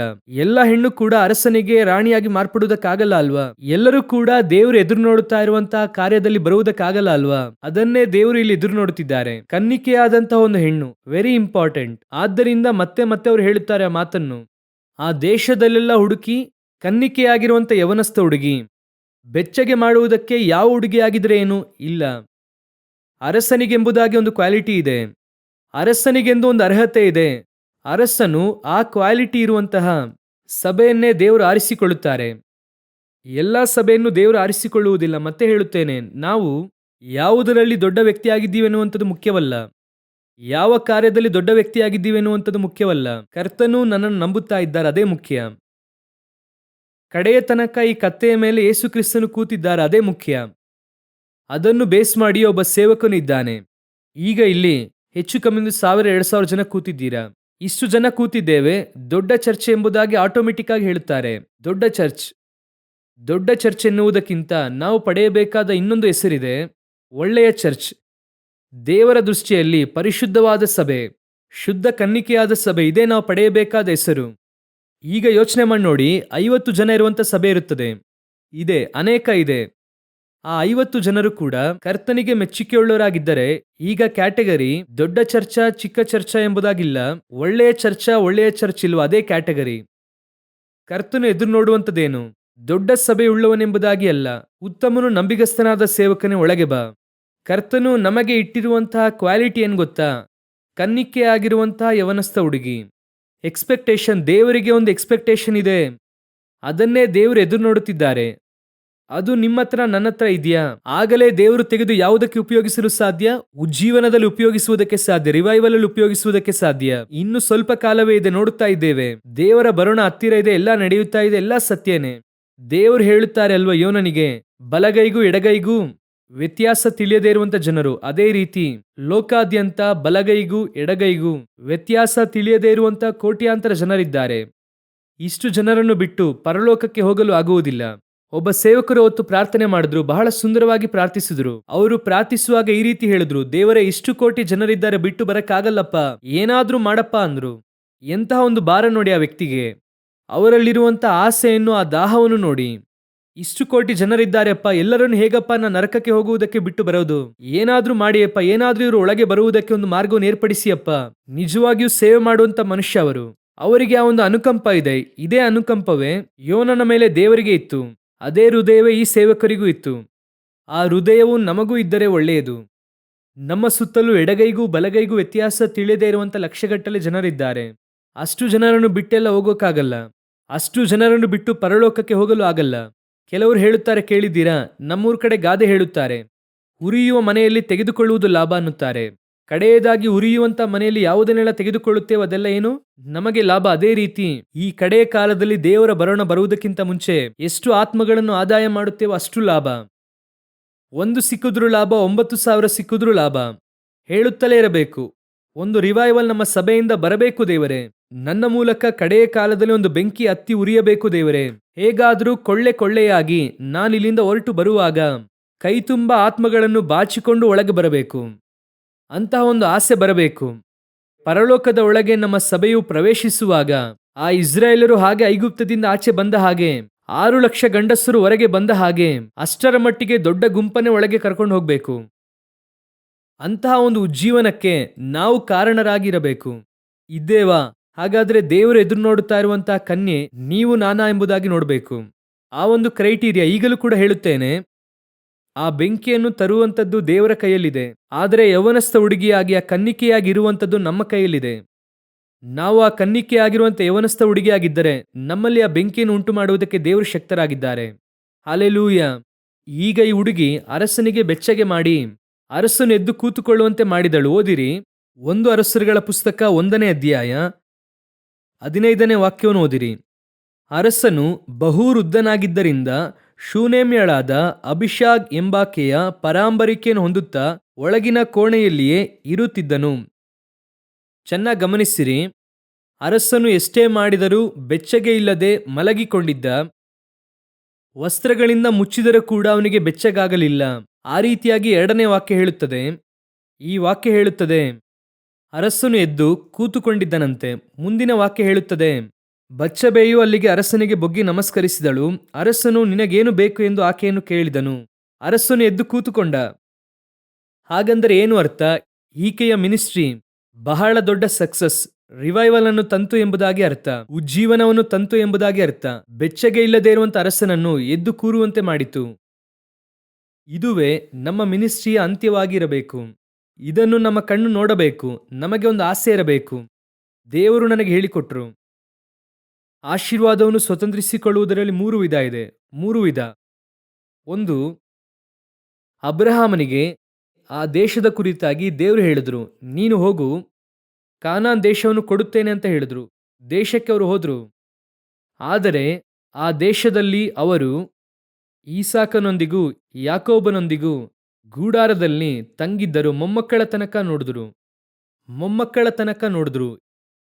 ಇದು ಒಂದು ಆಶೀರ್ವಾದ. ದೀರ್ಘಾಯುಷ್ಯವುಳ್ಳವನಾಗಿ ಅವರು ಸತ್ತು ಹೋದರು. ನಾನು ಲೋಕ ಪ್ರಕಾರವಾಗಿ ಮಾತನಾಡುತ್ತಿಲ್ಲ, ಸ್ಪಿರಿಚುವಲ್ ಆಗಿ ಹೇಳುತ್ತೇನೆ. 2ನೇದಾಗಿ, ಮೋಶೆ ದೇಶದ ಒಳಗೆ ಹೋಗಲಿಲ್ಲ, ಆದರೆ ದೂರದಿಂದಲೇ ಅದನ್ನು ನೋಡಿದ್ರು. ಕೆಲವರು ಆ ಆಶೀರ್ವಾದವನ್ನು ನೋಡುತ್ತಾರೆ, ಸ್ವತಂತ್ರಿಸಿಕೊಳ್ಳುವುದಿಲ್ಲ. ಗೊತ್ತು, ಈ ಆಶೀರ್ವಾದ ಇದೆ, ಬಂದಿದೆ, ಒಂದು ಆದರಣೆ ನೋಡಿದ್ದಾಯಿತು, ಆದರೆ ಸ್ವತಂತ್ರಿಸಿಕೊಳ್ಳುವುದಿಲ್ಲ. ಇದು ಎರಡನೇ ಕ್ಯಾಟಗರಿ. ಮೂರನೆಯ ಕ್ಯಾಟಗರಿ ಒಂದಿದೆ. ಈಸಾಕನು ತನ್ನ ಮಕ್ಕಳನ್ನು ತಡವರಿಸಿ ಮುಟ್ಟಿ ನೋಡಿದ್ರು, ಮೊಮ್ಮಕ್ಕಳನ್ನು ನೋಡಲೇ ಇಲ್ಲ. ಆದರೆ ದೇಶದಲ್ಲೇ ಇದ್ದಾರೆ, ಅವರಿಂದ ಏನ್ ನೋಡಕ್ಕಾಗ್ಲಿಲ್ಲ, ತನ್ನ ಮಕ್ಕಳನ್ನು ಕೂಡ ನೋಡ್ಲಿಕ್ಕಾಗ್ಲಿಲ್ಲ, ಮೊಮ್ಮಕ್ಕಳನ್ನು ನೋಡ್ಲಿಕ್ಕಾಗ್ಲಿಲ್ಲ. ಈಗ ನೋಡಿ ಈ ಮೂರು ಕ್ಯಾಟಗರಿ. ಒಂದು, ಸೌರುತ್ತ ನೋಡ್ದ ಆದ್ರೆ ನೋಡ್ಲಿಲ್ಲ. ಎರಡನೆಯದಾಗಿ ದೂರದಿಂದ ನೋಡ್ದ ಆದ್ರೆ ಸ್ವತಂತ್ರಿಸಿಕೊಳ್ಳಲಾಗ್ಲಿಲ್ಲ. ಮೂರನೆಯದಾಗಿ ನೋಡ್ದ, ನಡೆದ, ಸ್ವತಂತ್ರಿಸಿಕೊಂಡ, ಮೊಮ್ಮಕ್ಕಳ ತನಕ ನೋಡ್ದ.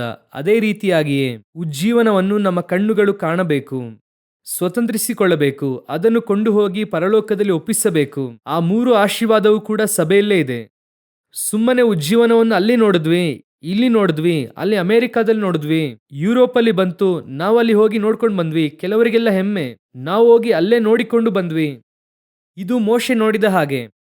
ಕೆಲವರು ಮಾತಾಡುತ್ತಾ ಇದ್ದೇವೆ, ಅಜೂಜಾ ಸ್ಟ್ರೀಟಲ್ಲಿ ಬಂತಂತೆ, 2000 ವರ್ಷದಿಂದ ಬಂತಂತೆ. ಇದು ಹಾಗೆ ಸೌರುತ್ತ ನೋಡೋದು. ಓಕೆ, ನಮಗೆ ಕಾಣುತ್ತಿದೆ. ಆದರೆ ಒಂದು ಆಶೀರ್ವಾದ ಇದೆ. ನಾವೇ ಅದನ್ನು ಸ್ವತಂತ್ರಿಸಿಕೊಳ್ಳಬೇಕು, ನಾವೇ ಅದನ್ನು ನೋಡಬೇಕು, ನಾವೇ ನಮ್ಮ ಸಂತತಿಗೆ ಅದನ್ನು ಕೊಂಡು ಹೋಗಬೇಕು. ಆ ರೀತಿಯಾದಂಥ ಒಂದು ಆಶೀರ್ವಾದವನ್ನು, ಉಜ್ಜೀವನವನ್ನು ನೀವು ಹಾಗೂ ನಾನು ತರಬೇಕು. ಇವತ್ತು ಆ ಆಶೀರ್ವಾದವನ್ನು ತರುವಂತಹ ಸ್ಥಳದಲ್ಲಿದ್ದೇವಾ? ಜೀವಿತ ಕಾಲವೆಲ್ಲ ಸಭೆಗೆ ಬರುವಾಗ ಯಾವುದೋ ಒಂದು ಪ್ರಾರ್ಥನಾ ಮನವಿಯೊಂದಿಗೇನೇ ಸಭೆಗೆ ಬರುವುದು. ಯಾಕೆ ದೇವರು ನನ್ನನ್ನು ಚರ್ಚಿಗೆ ಕರ್ಕೊಂಡು ಬಂದ್ರು? ಈ ಸಭೆಯಲ್ಲಿ ದೇವರು ನನ್ನನ್ನು ಇಟ್ಟಿರುವುದಕ್ಕೆ ಉದ್ದೇಶ ಏನು? ಬರುವಾಗ ಅರಣ್ಯದಲ್ಲಿ ಒಲಿಸಿಕೊಂಡು ಕರೆದ ಹಾಗೆ ಏನೋ ಒಂದು ಅವಶ್ಯಕತೆಯನ್ನಿಟ್ಟು ದೇವರು ಕರ್ಕೊಂಡು ಬಂದ್ರು, ಸತ್ಯನೇ. ಆದರೆ ಬರೀ ಅವಶ್ಯಕತೆಯೊಂದಿಗೇನೆ ಇರಬಾರದು. ನಾನು ಯಾತಕ್ಕಾಗಿ ಸಭೆಯಲ್ಲಿ ನೆಡಲ್ಪಟ್ಟಿದ್ದೇನೆ? ಈ ತೋಟದೊಳಗೆ ದೇವರು ನನ್ನನ್ನು ಕರ್ಕೊಂಡು ಬಂದು ನೆಟ್ಟಿದ್ದಕ್ಕೆ ಉದ್ದೇಶ ಏನು? ನಾನು ಯಾವ ಫಲ ಕೊಡಬೇಕು? ದೇವರು ನನ್ನನ್ನು ಯಾಕೆ ಉಪಯೋಗಿಸಬೇಕು? ಹಾಗಾದ್ರೆ ಸಭೆಯಲ್ಲಿ ನಿಮ್ಮಿಂದ ದೇವರಿಗೆ ಯಾವ ಪ್ರಯೋಜನ? ದೇವದರ್ಶನ ಗುಡಾರದಲ್ಲಿ ದೇವರು ಒಂದೊಂದು ಪಾತ್ರೆಯನ್ನು ಕೂಡ ತರುತ್ತಾರೆ, ದೀಪಸ್ತಂಭ ತರುತ್ತಾರೆ, ಮೇಜನ್ನು ತರುತ್ತಾರೆ, ತೆರೆಯನ್ನು ತರುತ್ತಾರೆ, ಎಲ್ಲ ತರುತ್ತಾರೆ. ಆದರೆ ಅವರು ಯಾವುದನ್ನೆಲ್ಲ ದೇವದರ್ಶನ ಗುಡಾರದೊಳಗೆ ತಂದರೋ ಅದೆಲ್ಲದಕ್ಕೂ ಕೂಡ ಕೆಲಸ ಇತ್ತು. ಒಂದು ಕೂಡ ಸುಮ್ಮನೆ ಎಂಬುದಾಗಿರುವುದಿಲ್ಲ ಆ ಸ್ಥಳದಲ್ಲಿ. ಚೆನ್ನಾಗಿ ಗಮನಿಸಿರಿ. ದೇವದರ್ಶನ ಗೂಡಾರದಲ್ಲಿ ಅನೇಕ ವಸ್ತುಗಳನ್ನು ಮಾಡುವುದಕ್ಕೆ ಹೇಳುತ್ತಾರೆ, ಆದರೆ ಆ ಗೂಡಾರ ಟ್ರಾವೆಲ್ ಮಾಡುತ್ತಾ ಇದೆ ಒಂದು ಸ್ಥಳದಿಂದ ಇನ್ನೊಂದು ಸ್ಥಳಕ್ಕೆ. ನಾವು ಯಾರೇ ಆಗಿದ್ದರೂ ನಾವೆಲ್ಲರೂ ಕೂಡ ಏನ್ ಮಾಡುತ್ತೇವೆ ಗೊತ್ತಾ? ಒಂದು ಕಾರ್ಯವನ್ನು ಮಾಡುವಾಗ ಎಕ್ಸ್ಟ್ರಾ ಆಗಿ ಸ್ವಲ್ಪ ತೆಗೆದುಕೊಳ್ಳೋಣ ಎಂಬುದಾಗಿ ಹೇಳುತ್ತೇವೆ. ಯೂಶುವಲ್ ಆಗಿ ಈಗ ಪೇಂಟ್ ಮಾಡುತ್ತೇವೆ, ಎಕ್ಸ್ಟ್ರಾ 2 ಲೀಟರ್ ತೆಗೆದುಕೊಂಡಿರಪ್ಪ, ಒಂದು ವೇಳೆ ಖಾಲಿ ಆಗ್ಬಿಡುತ್ತೆ. ನಾವು ಸಾಮಾನ್ಯವಾಗಿ ಹೇಳುತ್ತೇವೆ, ಈಗ ಊಟ ಹಾಕುತ್ತೇವೆ, 50 ಜನ, ಒಂದು 10 ಜನರಿಗೆ ಎಕ್ಸ್ಟ್ರಾ ಆಗಿ ಮಾಡಿ, ಯಾಕಂದ್ರೆ ಖಾಲಿ ಆಗಬಾರದು ನಾವು ಹೇಳುತ್ತೇವೆ. ಆದರೆ ದೇವರು ದೇವದರ್ಶನ ಗೂಡಾರಕ್ಕೆ ಮಾತ್ರ ಏನು ಅವಶ್ಯಕತೆನೋ ಅದನ್ನು ಮಾತ್ರ ಮಾಡುವುದಕ್ಕೆ ಹೇಳಿದ್ರು, ಎಕ್ಸ್ಟ್ರಾ ಬೇರೆ ಏನು ಕೂಡ ಮಾಡುವುದಕ್ಕೆ ಹೇಳಿಲ್ಲ. ಅದರ ಅರ್ಥ ಏನಂದ್ರೆ, ಯಾವುದೆಲ್ಲ ದೇವದರ್ಶನ ಗೂಡಾರದೊಳಗೆ ಬಂತೋ ಅದೆಲ್ಲದಕ್ಕೂ ಕೂಡ ಒಂದೊಂದು ಕೆಲಸ ಇತ್ತು, ಕರುವಿಕೆ ಇತ್ತು, ಅಭಿಷೇಕ ಇತ್ತು, ದೇವರ ಯೋಜನೆ ಇತ್ತು ಅದರ ಮೇಲೆ. ಅದೇ ರೀತಿಯಾಗಿಯೇ ಈ ದೇವದರ್ಶನ ಗುಡಾರದಲ್ಲಿ ನಿಮ್ಮೆಲ್ಲರನ್ನೂ ಕೂಡ ದೇವರು ಕರೆತಂದಿದ್ದಾರೆ. ನಿಮ್ಮೆಲ್ಲರಿಗೂ ಕೂಡ ಒಂದು ಕರೆಯುವಿಕೆ ಇದೆ, ನಿಮ್ಮೆಲ್ಲರಿಗೂ ಕೂಡ ಒಂದು ದರ್ಶನ ಇದೆ. ಹಾಗಿಲ್ಲ ಅಂದ್ರೆ ಸುಮ್ಮನೆ ಏನೋ ಕರ್ಕೊಂಡು ಬಂದು ಜಾಗವನ್ನು ತುಂಬಿಸುವುದಕ್ಕೆ, ನಾವು ಈ ಸ್ಥಳ ಫುಲ್ ಕೂತುಕೊಂಡಿದ್ದೇವೆ ಎಂಬುದಕ್ಕಾಗಿ, ನಮ್ಮನ್ನು ಸ್ಯಾಟಿಸ್ಫೈ ಮಾಡುವುದಕ್ಕಾಗಿ ದೇವರು ನಿಮ್ಮನ್ನು ಕರೆತಂದಿಲ್ಲ. ನಾವು ಇದಕ್ಕಿಂತ ಚಿಕ್ಕ ಗುಂಪಾಗಿ ಇರುವಾಗಲೇ ಮನಪೂರ್ವಕವಾಗಿ ಆರಾಧಿಸಿದ್ದೇವೆ. ಮುಂಚೆ ಇದ್ದ ಸ್ಥಳದಲ್ಲಿ ಈಗಲೂ ಆರಾಧಿಸುತ್ತಾ ಇದ್ದೇವೆ. ಇನ್ನೂ ಜನರು ಬಂದರೂ ಕೂಡ ಆರಾಧಿಸುತ್ತೇವೆ. ಆದರೆ ನೀವು ಯಾಕೆ ಬಂದಿದ್ದೀರಾ? ನಿಮ್ಮನ್ನು ಯಾಕೆ ದೇವರು ತಂದು ಈ ತೋಟದಲ್ಲಿ ನೆಟ್ಟಿದ್ದಾರೆ? ಕರೆತಂದಿರುವುದಕ್ಕೆ ಉದ್ದೇಶ ಏನು? ಯಾವತ್ತಾದ್ರೂ ದೇವರ ಹತ್ರ ಕೇಳಿದ್ದೀರಾ? ದೇವರೇ, ನನ್ನನ್ನು ಯಾಕೆ ಚರ್ಚಲ್ಲಿ ಇಟ್ಟಿದ್ದೀರಾ? ನನ್ನ ಮೂಲಕವಾಗಿ ಏನ್ ಮಾಡಲಿದ್ದೀರಾ? ನಿಮ್ಮ ಕೆಲಸ ಏನು? ಬಂದೆ, ರಕ್ಷಣೆ ಹೊಂದಿದೆ, ಅಭಿಷೇಕ ಹೊಂದಿಕೊಂಡೆ, ದೀಕ್ಷಾಸ್ನಾನ ತೆಗೆದುಕೊಂಡೆ, ಆಮೇಲೆ ಅಷ್ಟೇನೆ. ದೀಕ್ಷಾಸ್ನಾನ ತೆಗೆದುಕೊಂಡೆ, ಆಮೇಲೆ ಅಭಿಷೇಕ ಹೊಂದೆ, ಆಮೇಲೆ ರಕ್ಷಣೆ ಹೊಂದಿದೆ, ಆಮೇಲೆ ಅಷ್ಟೇನೆ. ಸಭೆಗೆ ಬಂದು ಕೂರುವುದರಲ್ಲಿ ಒಂದು ಹೆಮ್ಮೆ. ಗಮನಿಸಿರಿ, ನೀವು ಬರಬೇಕು, ಸಭೆಗೆ ಕೂಡಿ ಬರುವುದನ್ನು ಬಿಡಬಾರದು. ಆದರೆ ಬಂದ ನಂತರ ಏನು ಬೆಳವಣಿಗೆ? 20 ವರ್ಷ, 10 ವರ್ಷ, 5 ವರ್ಷ ಇದ್ದೀರಾ, ಏನು ಬೆಳವಣಿಗೆ? ಒಂದು ಆತ್ಮೀಕ ಜೀವಿತದಲ್ಲಿ ಒಂದು ಬೆಳವಣಿಗೆ ಆಗ್ಬೇಕಲ್ವಾ? ನಿಮ್ಮ ಮಗನನ್ನು ಸ್ಕೂಲ್ಗೆ ಕಳಿಸುತ್ತೀರಾ, LKGಗೆ ಹೋಗಿ ಬರುವಾಗ ಒಂದು ಪ್ರಶ್ನೆ ಕೇಳುತ್ತೀರಿ, ಏನ್ ಹೇಳ್ಕೊಟ್ರಪ್ಪ? ಜಾನಿ ಜಾನಿ ಎಸ್ ಪಪ್ಪ, ಬಾಬಾ ಬ್ಲಾಕ್ ಶಿಪ್ ಹೇಳ್ಕೊಟ್ರು. ಫಸ್ಟ್ ಸ್ಟ್ಯಾಂಡರ್ಡ್ಗೆ ಹೋಗಿ ಬರುತ್ತಾರೆ, ಏನ್ ಹೇಳ್ಕೊಟ್ರಪ್ಪ? ಜಾನಿ ಜಾನಿ ಎಸ್ ಪಪ್ಪ, ಬಾಬಾ ಬ್ಲಾಕ್ ಶಿಪ್. ಏನೋ ಇವಾಗ್ಲೂ ಅದನ್ನೇ ಹೇಳ್ಕೊಟ್ರ? 2 ವರ್ಷದಿಂದ ಏನು ಬದಲಾಯಿಸೇ ಇಲ್ವಾ? 5ನೇ ಕ್ಲಾಸ್ಗೆ ಹೋಗಿ ಬರುತ್ತಾರೆ, ಏನ್ ಹೇಳ್ಕೊಟ್ರು? ಜಾನಿ ಜಾನಿ ಎಸ್ ಪಪ್ಪ. ಏನೋ ಸ್ಕೂಲ್ ಅದು, ಏನೋ ಟೀಚರು, ನೀನ್ ಏನ್ ಓದ್ದೋ ಕೇಳುತ್ತೀರಾ ಇಲ್ವಾ? ನಿಮ್ಮನ್ನು ಕೇಳಿ ನೋಡಿ, 5 ವರ್ಷ ಒಂದು ಸೇವೆಯಲ್ಲಿ ಯಾವತ್ತಾದ್ರೂ ಕಸವನ್ನಾದ್ರೂ ಗುಡಿಸಿದ್ದೀರಾ? ವಾಲಂಟಿಯರ್ ಅದೇ 20 ಜನ, ಏನಾದ್ರೂ ಒಂದು ಕೆಲಸ ಮಾಡಬೇಕು, ಅದೇ 20 ಜನ. ಎಲ್ಲದಕ್ಕೂ ಕೂಡ 20 ತಂಗಿ 20 ತಮ್ಮಂದಿರೇ ಬರುತ್ತಾರೆ. ನೀವೇ ಈ ಚರ್ಚಿಗೆ ವಾಲಂಟಿಯರ್ಸು. ಎಲ್ಲರಿಗೂ ಕೂಡ ಒಂದು ಕೆಲಸ ಇದೆ. ಎಲ್ಲರಿಗೂ ಅದೇನ್ ಬೇಕಾದ್ರೂ ಆಗಿರಬಹುದು. ಕ್ಲೀನ್ ಮಾಡುವಂತ ಕೆಲಸ ಆಗಿರಬಹುದು, ಪಾರ್ಕಿಂಗ್ ಅಲ್ಲಿ ಕೆಲಸ ಆಗಿರಬಹುದು, ಯಾವುದೋ ಒಂದು ಕೆಲಸ. ಕರ್ತನಿಗೋಸ್ಕರವಾಗಿ ಏನಾದ್ರೂ ಮಾಡುವುದಕ್ಕೋಸ್ಕರವಾಗಿ ದೇವರು ನಿಮ್ಮನ್ನು ಒಳಗೆ ಇಟ್ಟಿದ್ದಾರೆ. ಗಮನಿಸಿರಿ, ಇಲ್ಲಿ ಕಸ ಗುಡಿಸುವಂತವರೇ ದೇವರ ದೃಷ್ಟಿಯಲ್ಲಿ ದೊಡ್ಡವರು. ಕರ್ತನ ದೃಷ್ಟಿಯಲ್ಲಿ ಅವರೇ ದೊಡ್ಡವರು. ಲೇವಿ ಕುಲದಲ್ಲಿ ಆರೋನನು ಏನ್ ಬೇಕಾದ್ರೂ ಆಗಿರಲಿ, ಎಲಿಯೇಜರ್ ಏನ್ ಬೇಕಾದ್ರೂ ಆಗಿರಲಿ, ಆದರೆ ದೇವದರ್ಶನ ಗೂಡಾರದ ದ್ವಾರದಲ್ಲಿ ಕಾದಿದ್ದಂತಹ ಯೆಹೋಶುವನೇ ಕರ್ತನ ಯೋಜನೆಯಲ್ಲಿ ಇದ್ದಂಥವನು. ಅದೇ ದೇವರ ಉದ್ದೇಶ. ಅದು ಬರಬೇಕು. ಇವತ್ತು ಸಭೆಯೊಳಗೆ ಒಂದು ಹೆಮ್ಮೆ, ನಾನು ಶ್ರೀಮಂತ, ನಾನು ದೊಡ್ಡವನು, ನಾನು ವಿದ್ಯಾಭ್ಯಾಸ ಮಾಡಿದವನು. ಎಲ್ಲವನ್ನು ಕೂಡ ಬಾಗಿಲಿನ ಹತ್ರ ಬರುವಾಗಲೇ, ಚಪ್ಪಲಿ ಬಿಚ್ಚುವಾಗಲೇ ನಿನ್ನ ಹಣದ ಹೆಮ್ಮೆ, ಆಸ್ತಿಯ ಹೆಮ್ಮೆ, ವಿದ್ಯಾಭ್ಯಾಸದ ಹೆಮ್ಮೆ ಅದೆಲ್ಲವನ್ನು ಕೂಡ ಬದಿಗಿಟ್ಟು, ನಾನು ಕರ್ತನಿಂದ ಈ ಸಭೆಗೆ ಕರೆತರಲ್ಪಟ್ಟಿದ್ದೇನೆ, ಅವರ ರಕ್ತದಿಂದ ವಿಮೋಚಿಸಲ್ಪಟ್ಟಿದ್ದೇನೆ. ನಾವೆಲ್ಲರೂ ಕೂಡ ಒಂದೇ ರಕ್ತದಿಂದ ತೊಳೆಯಲ್ಪಟ್ಟಿದ್ದೇವೆ, ಒಂದೇ ಪಾತ್ರೆಯಲ್ಲಿ ಪಾನ ಮಾಡುತ್ತೇವೆ, ಒಬ್ಬನೇ ದೇವರನ್ನು ಆರಾಧಿಸುತ್ತೇವೆ. ಆ ರೀತಿಯಾದ ಒಮ್ಮನಸ್ಸು ಬಂದರೆ ಮಾತ್ರವೇ ನಮ್ಮ ಮೂಲಕ ಜೀವನ ತರುವುದಕ್ಕೆ ಸಾಧ್ಯ. ಅದೇ ಕರ್ತನ ಎಕ್ಸ್ಪೆಕ್ಟೇಷನ್. ಇವತ್ತು ಅದಿದೆಯಾ?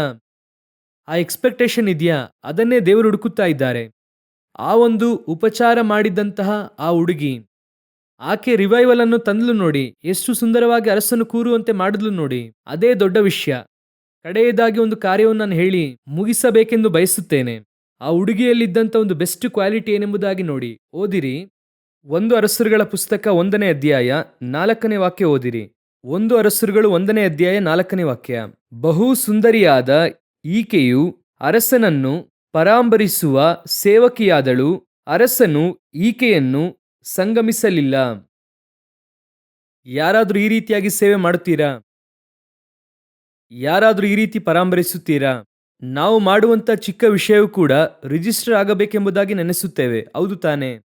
ನಾವು ಮಾಡುವಂತ ಚಿಕ್ಕ ವಿಷಯ ಕೂಡ ಪಾಸ್ಟರ್ ದೃಷ್ಟಿಗೋ, ಪಾಸ್ಟರ್ಮ ದೃಷ್ಟಿಗೋ ಅಥವಾ ಹಿರಿಯರ ದೃಷ್ಟಿಯಲ್ಲಿ ರಿಜಿಸ್ಟರ್ ಆಗಬೇಕು. ನಾವು ಕೆಲಸ ಮಾಡುವಾಗ ನಾವು ಮಾಡುವಂತ ಸೇವೆಯನ್ನು ಅವ್ರು ನೋಡಬೇಕು. ನೀವು ಮಾಡುವಂತ ಕೆಲಸ ದೇವರಿಗೋಸ್ಕರ ಮಾಡುತ್ತಿದ್ದೀರಾ? ಕರ್ತನು ನೋಡುತ್ತಿದ್ದಾರಂತ ಮಾಡಬೇಕು, ಮನುಷ್ಯರು ನೋಡುತ್ತಿದ್ದಾರಂತ ಮಾಡಬಾರದು.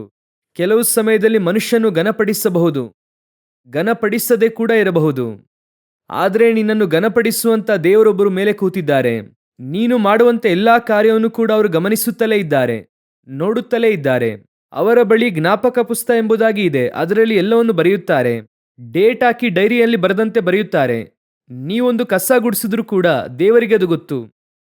ಕಸ ಎತ್ತಿ ಹಾಕಿದ್ರು ಕೂಡ ಗೊತ್ತು. ನೋಡುತ್ತಲೇ ಇರುತ್ತಾರೆ ಏನ್ ಮಾಡುತ್ತಾ ಇದ್ದೀರಾ ಎಂಬುದಾಗಿ. ಇವತ್ತು ಅನೇಕ ಸಮಯದಲ್ಲಿ ನಾನು ನನ್ನ ಅನುಭವದಲ್ಲಿ ಹೇಳುತ್ತೇನೆ, ನನಗೆ ಕಡಿಮೆ ಅನುಭವವೇ, ಈ ಕಡಿಮೆ ಅನುಭವದಲ್ಲಿ ಹೇಳುತ್ತೇನೆ. ನಮ್ಮ ಸಭೆಯಲ್ಲಿ ನಾವು ಸೇವೆ ಮಾಡುತ್ತಾ ಇದ್ದಂತ ಕಾಲದಲ್ಲಿ, ಅಂದ್ರೆ ವಿಶ್ವಾಸಿಯಾಗಿ ನಾವು ಹೋಗುತ್ತಿರುವಂತ ಕಾಲದಲ್ಲಿ, ನಮ್ಮ ಪಾಸ್ಟ್ರು ಒಂದು ದಿನವೂ ಕೂಡ ನಮ್ಮನ್ನು ಕರೆದು, ನಾವು ಆಗ ಯವನಸ್ಥರಾಗಿದ್ವಿ, ನಮ್ಮ ಸಭೆಯಲ್ಲಿ ಅನೇಕ ಯವನಸ್ಥರು, ನಮ್ಮಲ್ಲಿ ಯಾರನ್ನು ಕರೆದು ಯಾವ ಕೆಲಸವನ್ನು ಕೂಡ ಮಾಡುವುದಕ್ಕೆ ಹೇಳ್ತಿರ್ಲಿಲ್ಲ. ಇದನ್ನು ಮಾಡು ಅದನ್ನು ಮಾಡಿ ಎಂದು ಹೇಳ್ತಿರ್ಲಿಲ್ಲ. ನಾವೇ ಆರಾಧನೆ ಆರಂಭವಾಗುವುದಕ್ಕಿಂತ ಮುಂಚೆ ನಮಗೆ ಚಾಪೆ, ನಿಮಗೀಗ ಕಾರ್ಪೆಟ್ ಹಾಕಿದ್ದಾರೆ, ನಮಗೆ ಚಾಪೆ, ನಾವೇ ಚಾಪೆ ಹಾಕುತ್ತಾ ಇದ್ವಿ. ಚಾಪೆ ಎಲ್ಲ ಹಾಸಿ ಮೇಲೆ ಪುಲ್ಪಿಟ್ ಅಲ್ಲಿ ಮೈಕ್ ರೆಡಿ ಮಾಡುವಂತವ್ರು ಇರುತ್ತಾರೆ, ಅವರು ಅದನ್ನೆಲ್ಲ ಸೆಟ್ ಮಾಡಿ ರೆಡಿ ಮಾಡುತ್ತಾರೆ. ನಾವು ಕೆಳಗೆ ಚಾಪೆ ಹಾಸುವುದು, ಆ ಕೆಲಸ ಎಲ್ಲ ಮಾಡ್ತಾ ಇದ್ವಿ. ಒಂದು ಟೀಮ್ ಹೋಗಿ ಸೈಕಲ್ ಅನ್ನು ನಿಲ್ಲಿಸುವುದು, ಆಗೆಲ್ಲ ಸೈಕಲ್ ಅನ್ನು ಸಾಲಾಗಿ ನಿಲ್ಲಿಸುತ್ತಾ ಇದ್ರು. ನಮ್ಮ ಪಾಸ್ಟ್ರು ಆಗೆಲ್ಲ ಸಿಸಿ ಕ್ಯಾಮೆರಾ ಏನೂ ಇಲ್ಲ. ಅವರು ಆರಾಧನೆಗೆ ಬರುವ ತನಕ ಒಳಗೆ ಮೊಣಕಾಲು ನೇರವಾಗಿ ಬೈಬಲ್ ತಗೊಂಡು ಪುಲ್ಪಿಟ್ಗೆ ಬರುತ್ತಾರೆ. ಅವರು ನಮ್ಮನ್ನು ನೋಡುತ್ತಿದ್ದಾರೆ ನೋಡುತ್ತಿಲ್ಲ ಎಂಬುದಾಗಿ ಇಲ್ಲ, ಅದು ಗೊತ್ತೇ ಆಗ್ತಿರ್ಲಿಲ್ಲ ನಮಗೆ. ಆದರೆ ಒಂದು, ನಮ್ಮೆಲ್ಲರನ್ನೂ ಕೂಡ ದೇವರು ಮೇಲಿಂದ ನೋಡುತ್ತಲೇ ಇದ್ದರು. ನಾವಿವತ್ತು ಹೇಳುತ್ತೇವೆ, ನಮ್ಮ ಪಾಸ್ಟರ್ ಮೂಲಕವಾಗಿ ಕಡಿಮೆ ಅಂದ್ರೂ ಒಂದು 100 ಸೇವಕರುಗಳು ರೂಪಿಸಲ್ಪಟ್ಟಿದ್ದಾರೆ. 100 ಸೇವಕರು ರೂಪಿಸಲ್ಪಟ್ಟಿದ್ದಾರೆ. ನಮ್ಮ ಪಾಸ್ಟರ್ ಅವರನ್ನೆಲ್ಲ ಅಭಿಷೇಕ ಮಾಡಿ ಕಳಿಸಿದ್ರ ಅಂತ ಗೊತ್ತಿಲ್ಲ, ಆದರೆ ದೇವರು ಅವರೆಲ್ಲರನ್ನೂ ಕೂಡ ಅಭಿಷೇಕ ಮಾಡಿ ಕಳುಹಿಸಿದ್ದಾರೆ. ಕರ್ತನು ಸೆಲೆಕ್ಟ್ ಮಾಡಿ ಕಳುಹಿಸಿದ್ದಾರೆ. ಕರ್ತನು ಆರಿಸಿಕೊಂಡರು. ಅವರು ನೋಡುತ್ತಲೇ ಇದ್ದಾರೆ. ಅರಸನು ಅರಿತಿರಲಿಲ್ಲ. ಅಭಿಷೇಕ್ ಮಾಡಿದ ಸೇವೆಯನ್ನು ಯಾರು ಅರಿಯಲಿಲ್ಲ? ಅರಸನಿಗೆ ಗೊತ್ತಿಲ್ಲ. ವಾಕ್ಯ ಸ್ಪಷ್ಟವಾಗಿ ಹೇಳುತ್ತದೆ, ಅರಸನು ಆಕೆಯನ್ನು ತಿಳಿಯದೇ ಇದ್ದ. ಅದೇ ಇಂಪಾರ್ಟೆಂಟ್. ಯಾರು ನೋಡುತ್ತಾ ಇದ್ದಾರೆ, ಯಾರು ನೋಡುತ್ತಿಲ್ಲ, ಏನ್ ನಡೀತಾ ಇದೆ, ಯಾರು ಗಮನಿಸುತ್ತಾ ಇದ್ದಾರೆ, ಅದರ ಕುರಿತು ಆಕೆಗೆ ಚಿಂತೆಯೇ ಇಲ್ಲ. ಎಸ್ತರಳ ಪುಸ್ತಕವನ್ನು ಓದಿ ನೋಡಿ. ಎಸ್ತರಳ ಪುಸ್ತಕದಲ್ಲಿ ಒಂದು ಅದ್ಭುತವಾದ ಕಾರ್ಯ ಇರುತ್ತದೆ. ಅದೇನೆಂದರೆ, ಮೊರ್ದೆಕಾಯಿ ಅರಸನನ್ನು ಕಾಪಾಡಿರುತ್ತಾರೆ. ಅವರು ಕಾಪಾಡಿದ ಕೂಡಲೇ ಆತನಿಗೆ ಯಾವುದೇ ವಿಧವಾದ ಒಂದು ಅಪ್ರಿಸಿಯೇಷನ್ನು, ಒಂದು ಘನ ಅವರಿಗೆ ಮಾಡಲ್ಪಟ್ಟಿರುವುದಿಲ್ಲ. ಆಗ ಒಂದು ದಿನ ಅರಸ ಏನ್ ಮಾಡುತ್ತಾರೆ, ಈ ಕಾರ್ಯಗಳನ್ನು ವರ್ತಮಾನವನ್ನು ಓದುತ್ತಾ ಇರುವಾಗ ಅರಸನು ಕೇಳುತ್ತಾರೆ, ಈ ನಮ್ಮನ್ನು ಒಂದು ಮನುಷ್ಯ ಕಾಪಾಡದ್ನಲ್ಲ, ಆ ಮನುಷ್ಯನನ್ನು ನಾವು ಘನಪಡಿಸುದ್ವಾ ಎಂಬುದಾಗಿ ಕೇಳುತ್ತಾರೆ. ಒಂದು ದಿನ ಯಾರು ಒಬ್ಬ ಮೊರ್ದೆಕಾಯಿ ಹೆಚ್ಚಿಸಲ್ಪಡಬಾರದೆಂಬುದಾಗಿ ಅಂದನೋ, ಅವನ ಬಾಯಿಂದಲೇ ದೇವರು ಹೇಳುವಂತೆ ಮಾಡುತ್ತಾರೆ ಹೇಗೆಲ್ಲ ಘನಪಡಿಸಬೇಕು ಎಂಬುದಾಗಿ. ಅವನಂದುಕೊಂಡ, ಅರಸ ನಮ್ಮನ್ನೇ ಘನಪಡಿಸುತ್ತಾರೆ ಎಂದು. ನನ್ನನ್ನು ಹೊರತುಪಡಿಸಿ ಅರಸನು ಬೇರೆ ಯಾರನ್ನು ಘನಪಡಿಸುತ್ತಾರೆ ಎಂಬುದಾಗಿ ಅವನೇನ್ ಹೇಳುತ್ತಾನೆ ಅಂದ್ರೆ ತನ್ನ ಕುರಿತು ಮಾತನಾಡುತ್ತಾನೆ. ಒಂದು ದಿನ ಬಂತು, ಅರಸನು ಮೊರ್ದೆಕಾಯನ್ನು ಘನಪಡಿಸಿದನು. ಮೊರ್ದೆಕಾಯಿ ನಿಮಿತ್ತವಾಗಿ ಕಾಪಾಡಲ್ಪಟ್ಟಾಗ ಅರಸನು ಆ ವಿಷಯವನ್ನು ಮರೆತು ಹೋದರು. ಆನಂತರ ಅವರ ನೆನಪಿನಲ್ಲೇ ಇಲ್ಲ. ಈಗ ಮೊರ್ದೆಕಾಯಿ ಹೇಗಿರುತ್ತದೆ ಗೊತ್ತಾ? ಅರಸನು ಇವತ್ತು ಜೀವಂತವಾಗಿರುವುದಕ್ಕೆ ನಾನೇ ಕಾರಣ. ನಾನೇ ಹೋಗಿ ಎಸ್ತರಳಿಗೆ ಹೇಳಿದೆ. ಎಸ್ತರಳು ಹೋಗಿ ಅರಸನಿಗೆ ಹೇಳಿದಳು. ಅವರು ಕಂಡು ಹಿಡಿದ್ರು, ಎಲ್ಲ ಸತ್ಯನೇ. ನನಗೆ ಯಾವ ಘನವೂ ಸಿಗಲಿಲ್ಲ. ಇನ್ನೂ ನಾನು ದ್ವಾರದಲ್ಲೇ ಕೂತಿದ್ದೇನಲ್ಲ, ಇನ್ನೂ ನಾನು ಅರಮನೆಯ ದ್ವಾರದಲ್ಲೇ ಕೂತಿದ್ದೇನಲ್ಲ, ನನಗೆ ಯಾವ ಫಲ ಸಿಗಲಿಲ್ಲ ಎಂಬುದಾಗಿ ಮೊರ್ದೆಕಾಯಿ ಚಿಂತಿಸಲಿಲ್ಲ. ಮೊರ್ದೆಕಾಯಿಗೆ ಗೊತ್ತು, ನಾನು ಅರಸನಿಗಾಗಿ ಮಾಡಿದೆ, ಆದರೆ ನನ್ನನ್ನು ಘನಪಡಿಸುವಂತ ಅರಸನು ಮೇಲೆ ಒಬ್ಬರು ಕೂತಿದ್ದಾರೆ. ನನ್ನನ್ನು ಘನಪಡಿಸುವಂತ ಒಂದು ದಿನ ಬರುತ್ತದೆ. ಇವತ್ತು ನೀನು ಮಾಡುವಂತ ಒಳ್ಳೆಯ ಕಾರ್ಯ, ಇವತ್ತು ನೀನು ಮಾಡುವಂತ ಸಭೆಯಲ್ಲಿ ಸೇವೆಗಳು, ನೀನು ಯಾವುದೋ ಮೂಲೆಯಲ್ಲಿರುವಂತ ಒಂದು ಕಸವನ್ನು ಎತ್ತು ಹಾಕಿದ್ರೂ ಕೂಡ ಪರಲೋಕ ನೋಡುತ್ತಲೇ ಇದೆ. ಒಂದು ದಿನ ಬರುತ್ತದೆ, ಅದಕ್ಕಾಗಿರುವಂತ ಘನತೆಯನ್ನು ಪರಲೋಕ ನಿಮಗೆ ಮಾಡುತ್ತದೆ. ಪರಲೋಕವೇ ನಿಮಗೆ ಮಾಡುತ್ತದೆ. ಕರ್ತನು ಹೆಚ್ಚಿಸುತ್ತಾರೆ. ಅದುವರೆಗೂ ನೀವು ಮಾಡಬೇಕಾದ ಕೆಲಸವನ್ನು ಮಾಡುತ್ತಲೇ ಇರ್ರಿ. ಅರಸನು ತಿಳಿದಿದ್ದಾರೆ, ಅರಸನು ತಿಳಿದಿಲ್ವೋ, ಅವರಿಗೆ ಗೊತ್ತಾ, ಇವರಿಗೆ ಗೊತ್ತಾ, ಅದರ ಕುರಿತಾಗಿ ನಮಗೆ ಚಿಂತೆಯೇ ಬೇಡ. ಯಾರು ನೋಡಿದ್ರು ನೋಡದೇ ಇದ್ದರು, ಯಾರು ಘನಪಡಿಸಿದರೂ ಘನಪಡಿಸದೇ ಇದ್ದರು, ಅದರ ಅವಶ್ಯಕತೆ ನಮಗೆ ಇಲ್ಲ. ಕಾರಣ ನಾವು ಮಾಡುವುದು ಯಾರಿಗೋಸ್ಕರವಾಗಿಯೂ ಅಲ್ಲ, ನಾವು ಮಾಡುವಂಥದ್ದು ನಮ್ಮ ಅರಸನಿಗೋಸ್ಕರವಾಗಿ ಮಾತ್ರವೇ, ದೇವರಿಗೋಸ್ಕರ, ಆತನ ಸೇವೆಗೋಸ್ಕರವಾಗಿ, ಆತನ ಸಭೆಗೋಸ್ಕರವಾಗಿ. ಒಂದು ದಿನ ಬರುತ್ತದೆ, ಅವರು ನಿಮ್ಮನ್ನು ಘನಪಡಿಸುತ್ತಾರೆ. ಅದೇ ವಾಕ್ಯ ಹೇಳುತ್ತದೆ, ತಕ್ಕ ಕಾಲದಲ್ಲಿ ನಿಮ್ಮನ್ನು ಹೆಚ್ಚಿಸುವ ತನಕ ಆತನ ಬಲವಾದ ಹಸ್ತವನ್ನೇ ಆಶ್ರಯಿಸಿರಿ. ಅದನ್ನೇ ದೇವರು ಎದುರು ನೋಡುವುದು. ರೈಟ್ ಟೈಮಲ್ಲಿ ದೇವರು ಹೆಚ್ಚಿಸುತ್ತಾರೆ. ರೈಟ್ ಟೈಮ್ ಬರುತ್ತದೆ. ಕೆಲವು ಸಮಯದಲ್ಲಿ ಕೇಳುತ್ತಾರೆ, ಎಷ್ಟು ದಿನಗಳು ರೀ, ಎಷ್ಟೋ ಒಳ್ಳೆಯದನ್ನು ಮಾಡಿದ್ದೇನೆ. ಒಬ್ಬ ಅಮ್ಮ ತನ್ನ, ಇದು ನನ್ನ ಸ್ನೇಹಿತನ ಹೆಂಡತಿಯ ಕುರಿತು ಹೇಳುತ್ತಿದ್ದೇನೆ, ಅವರ ಜೀವಿತದಲ್ಲಿ ನಡೆದದ್ದು. ಅವರು ಮದುವೆಯಾಗಿ ಆಗಲೇ ಕರ್ಕೊಂಡು ಬಂದರು. ಬಂದ ನಂತರವಾಗಿ ನೋಡಿದ್ರೆ ಅವರ ತಂದೆಯವರಿಗೆ ಕ್ಯಾನ್ಸರ್. ಅವರ ತಂದೆಯನ್ನು ನೋಡುವುದು ಬಹಳ ಕಷ್ಟ, ರಕ್ತವಾಂತಿ ಮಾಡುತ್ತಿದ್ರು. ಆ ಹುಡುಗಿಯನ್ನು ಮದುವೆಯಾಗಿ ಕರ್ಕೊಂಡು ಬಂದರು. ದೇವರನ್ನು ತಿಳಿಯದೇ ಇರುವಂತ ಮಗಳು, ಅದೇ ಮುಖ್ಯ. ಆ ಮನುಷ್ಯನಿಗೆ ಆಕೆ ಮಾಡಿದಂತಹ ಸೇವೆ, ನಾನು ಹಾಗೆ ಆಶ್ಚರ್ಯಪಡುತ್ತೇನೆ. ವಿಶ್ವಾಸಿಗಳಿಗೂ ಕೂಡ ಈ ರೀತಿಯಾದಂತಹ ಒಂದು ಸಹನೆ, ತಾಳ್ಮೆ ಇರುವುದಿಲ್ಲ. ಅಷ್ಟರ ಮಟ್ಟಿಗೆ ಆ ಹೆಣ್ಣು ಮಗಳು ಅವರ ಮಾವನಿಗೋಸ್ಕರವಾಗಿ ಆಕೆ ಮಾಡಿದರು. ಮಾವನನ್ನು ಅಪ್ಪ ಅಂತಾನೆ ಕರೀತಿದ್ರು. ಆ ಮಗಳಿಗೂ ಕೂಡ ಅಪ್ಪ ಇದ್ದಾರೆ, ಅಮ್ಮ ಇದ್ದಾರೆ, ಎಲ್ಲ ಇದ್ದಾರೆ. ಆಕೆಯನ್ನು ಕೂಡ ಬಹಳ ಪ್ರೀತಿಯಿಂದ ಬೆಳೆಸಿದ್ರು. ಆ ಹೆಣ್ಣು ಮಗಳು ಈ ಮನೆಗೆ ಬಂದು ಅವರ ಮಾವನವರಿಗೆ ಮಾಡಿದಂತಹ ಸೇವೆ, ಅವರ ಮನೆಯಲ್ಲಿ ಕಷ್ಟ ಬೇರೆ, ಅದನ್ನು ಮಾಡಬೇಕು. ಒಂದು ದಿನ ಈ ಮಗಳು ವ್ಯಾಧಿಯಿಂದ ಬಾಧಿಸಲ್ಪಟ್ಟಳು. ಆದರೆ ಅವರ ಮಾವನವರು ಆ ವ್ಯಾಧಿಯಲ್ಲೇ ಸತ್ತು ಹೋದರು. ಆನಂತರವಾಗಿ ಈ ಮಗಳು ಒಂದು ರೋಗದಿಂದ ಬಾಧಿಸಲ್ಪಟ್ಟಳು. ಆದರೆ ನೀವು ನೋಡಬೇಕು, ಆ ಕುಟುಂಬವೇ ಆ ಮಗಳನ್ನು ನೋಡಿಕೊಂಡಿತು. ಆ ಅತ್ತೆಯಿಂದ, ಆ ಗಂಡನಿಂದ, ಆ ಮಕ್ಕಳಿಂದ ಆ ಮಗಳನ್ನು ನೋಡಿಕೊಂಡು ಇವತ್ತು ಆ ಮಗಳು ನನ್ನ ಕಣ್ಮುಂದೆ ನೋಡಿದ್ದೇನೆ. ಕರ್ತನ ಕೃಪೆಯಲ್ಲಿ ಹೇಳುತ್ತೇನೆ, ಆ ಮಗಳು ಇವತ್ತು ಆಶೀರ್ವಾದವಾಗಿ ಇದ್ದಾಳೆ. ಕರ್ತನು ಯಾರು ಮಾಡುವುದನ್ನು ಕೂಡ ಮರೆಯುವಂತಹ ದೇವರಲ್ಲ. ಅವರು ನೀತಿಯುಳ್ಳ ನ್ಯಾಯಾಧಿಪತಿ. ದೇವರಿಗೆ ಅದು ಗೊತ್ತಾ, ಗೊತ್ತಿಲ್ವಾ, ಅದು ನಮಗೆ ಅವಶ್ಯಕತೆನೇ ಇಲ್ಲ. ಮಾಡಬೇಕು ಕಾರ್ಯ ಅಷ್ಟೇನೆ. ಅದು ಯಾರತ್ರನೋ ಒಳ್ಳೆ ಹೆಸರನ್ನು ಪಡೆಯಬೇಕೆಂಬುದಕ್ಕೋಸ್ಕರವಾಗಿ ಮಾಡುವಂಥದ್ದಲ್ಲ. ಯಾರ ಬಳಿಯಲ್ಲೂ ಕೂಡ ಸಾಕ್ಷಿ ಪಡೆಯಬೇಕೆನ್ನುವಂಥ ಅವಶ್ಯಕತೆ ಇಲ್ಲ. ಕರ್ತನ ಮುಂಭಾಗದಲ್ಲಿ ನಾನು ಸೇವೆ ಮಾಡುತ್ತೇನೆ. ಆಕೆಯ ಜೀವಿತವನ್ನು ಆಕೆ ಅರ್ಪಿಸಿದಳು. ನೋಡಿ, ಒಂದು ದೊಡ್ಡ ವಿಷಯ ಹೇಳಿ ಮುಗಿಸುತ್ತೇನೆ, ಗಮನಿಸಿರಿ. ಈ ಅಭಿಷೇಕ ಕಾರ್ಯವನ್ನು ಗಮನಿಸುವುದಾದರೆ, ಆಕೆಯು ಅರಸನಿಗೆ ಯಾವಾಗ ಪರಾಮರಿಸುವುದಕ್ಕಾಗಿ ಹೋದಳೋ, ಆಕೆಯ ಲೈಫ್ ಅರಸನೊಂದಿಗೆ ಹೋಗುತ್ತದೆ ಅಷ್ಟೇನೆ. ಆನಂತರ ಲೋಕ ಪ್ರಕಾರವಾಗಿ ಯಾವುದೇ ಕಾರ್ಯವನ್ನು ಮಾಡುವುದಕ್ಕೆ ಆಗಲ್ಲ.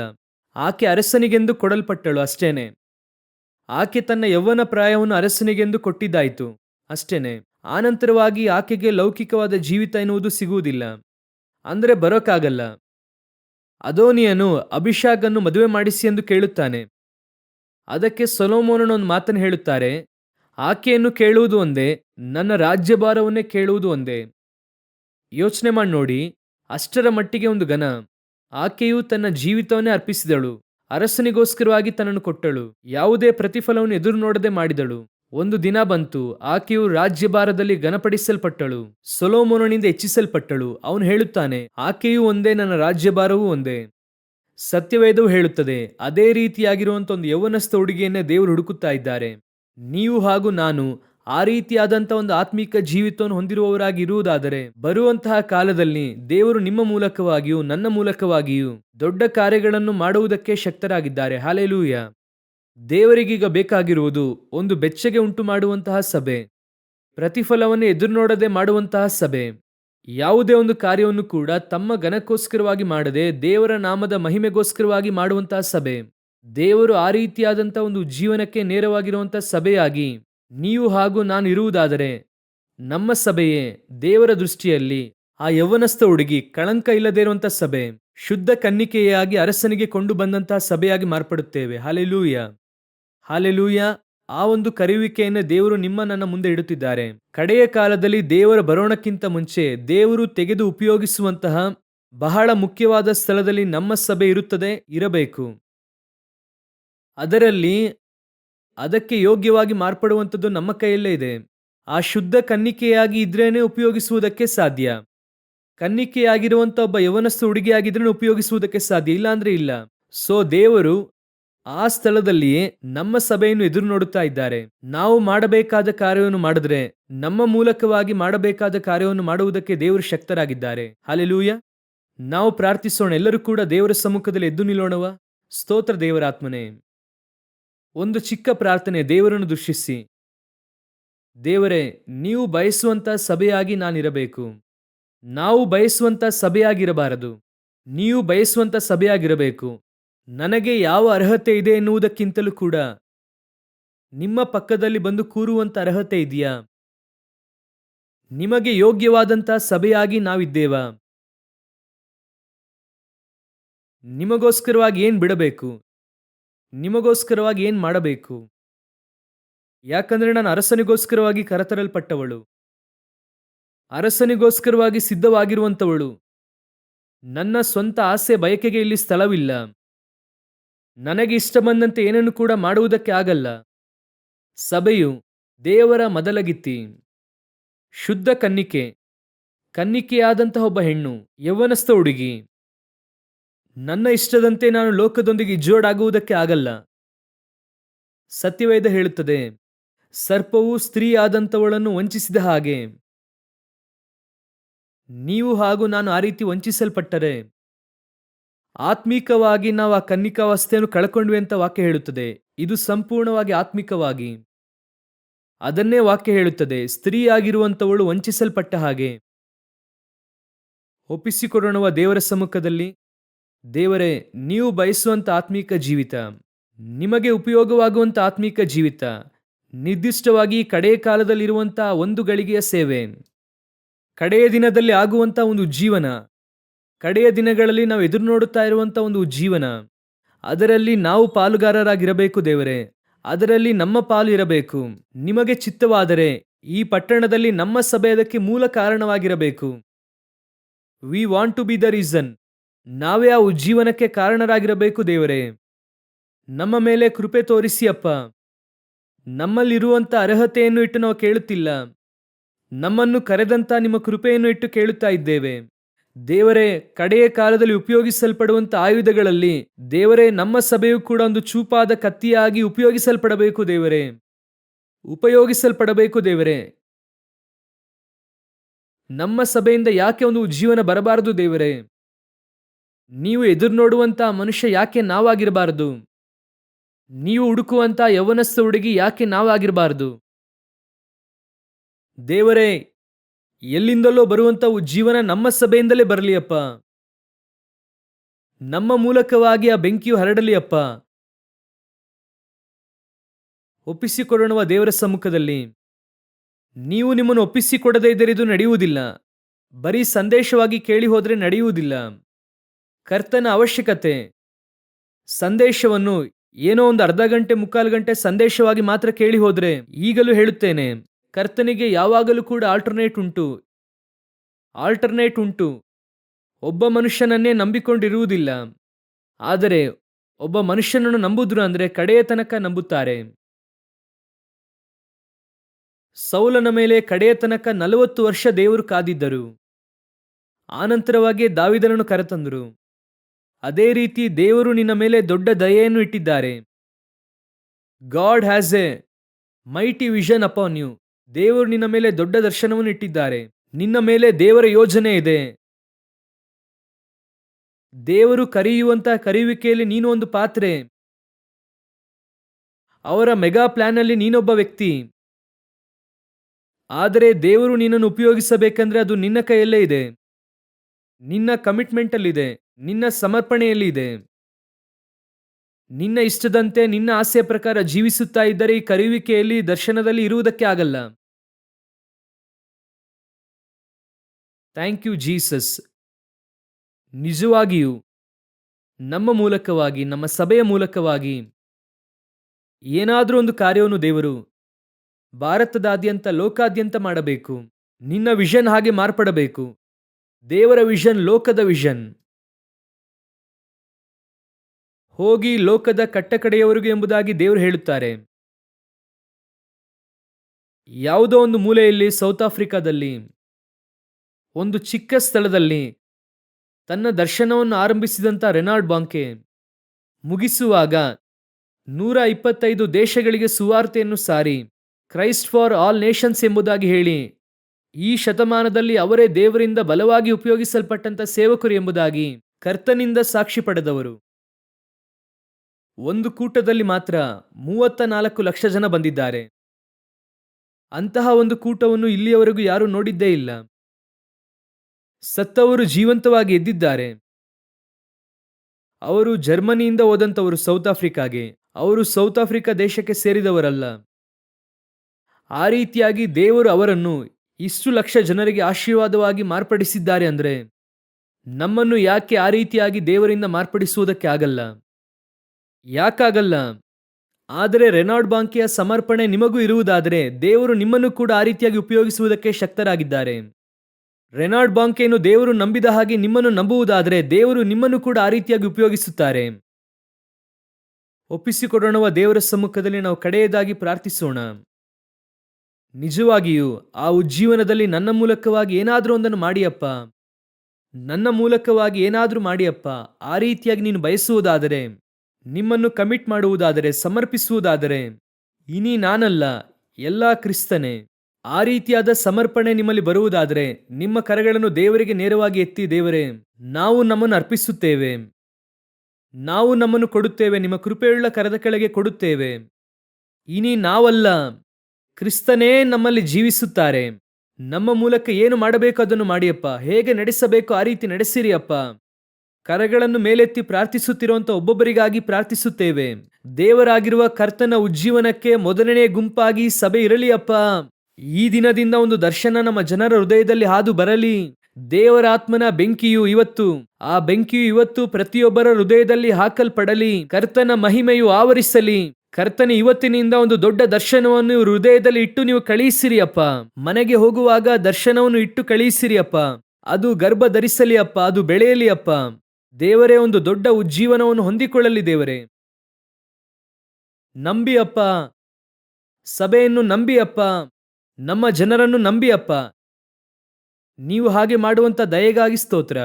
ನಿಮ್ಮ ಮಹಿಮೆ ಆವರಿಸಲಿ. ನಮ್ಮ ದೇವರಾದ ಯೇಸುವಿನ ನಾಮದಲ್ಲಿ ತಂದೆಯೇ, ಆಮೇನ್.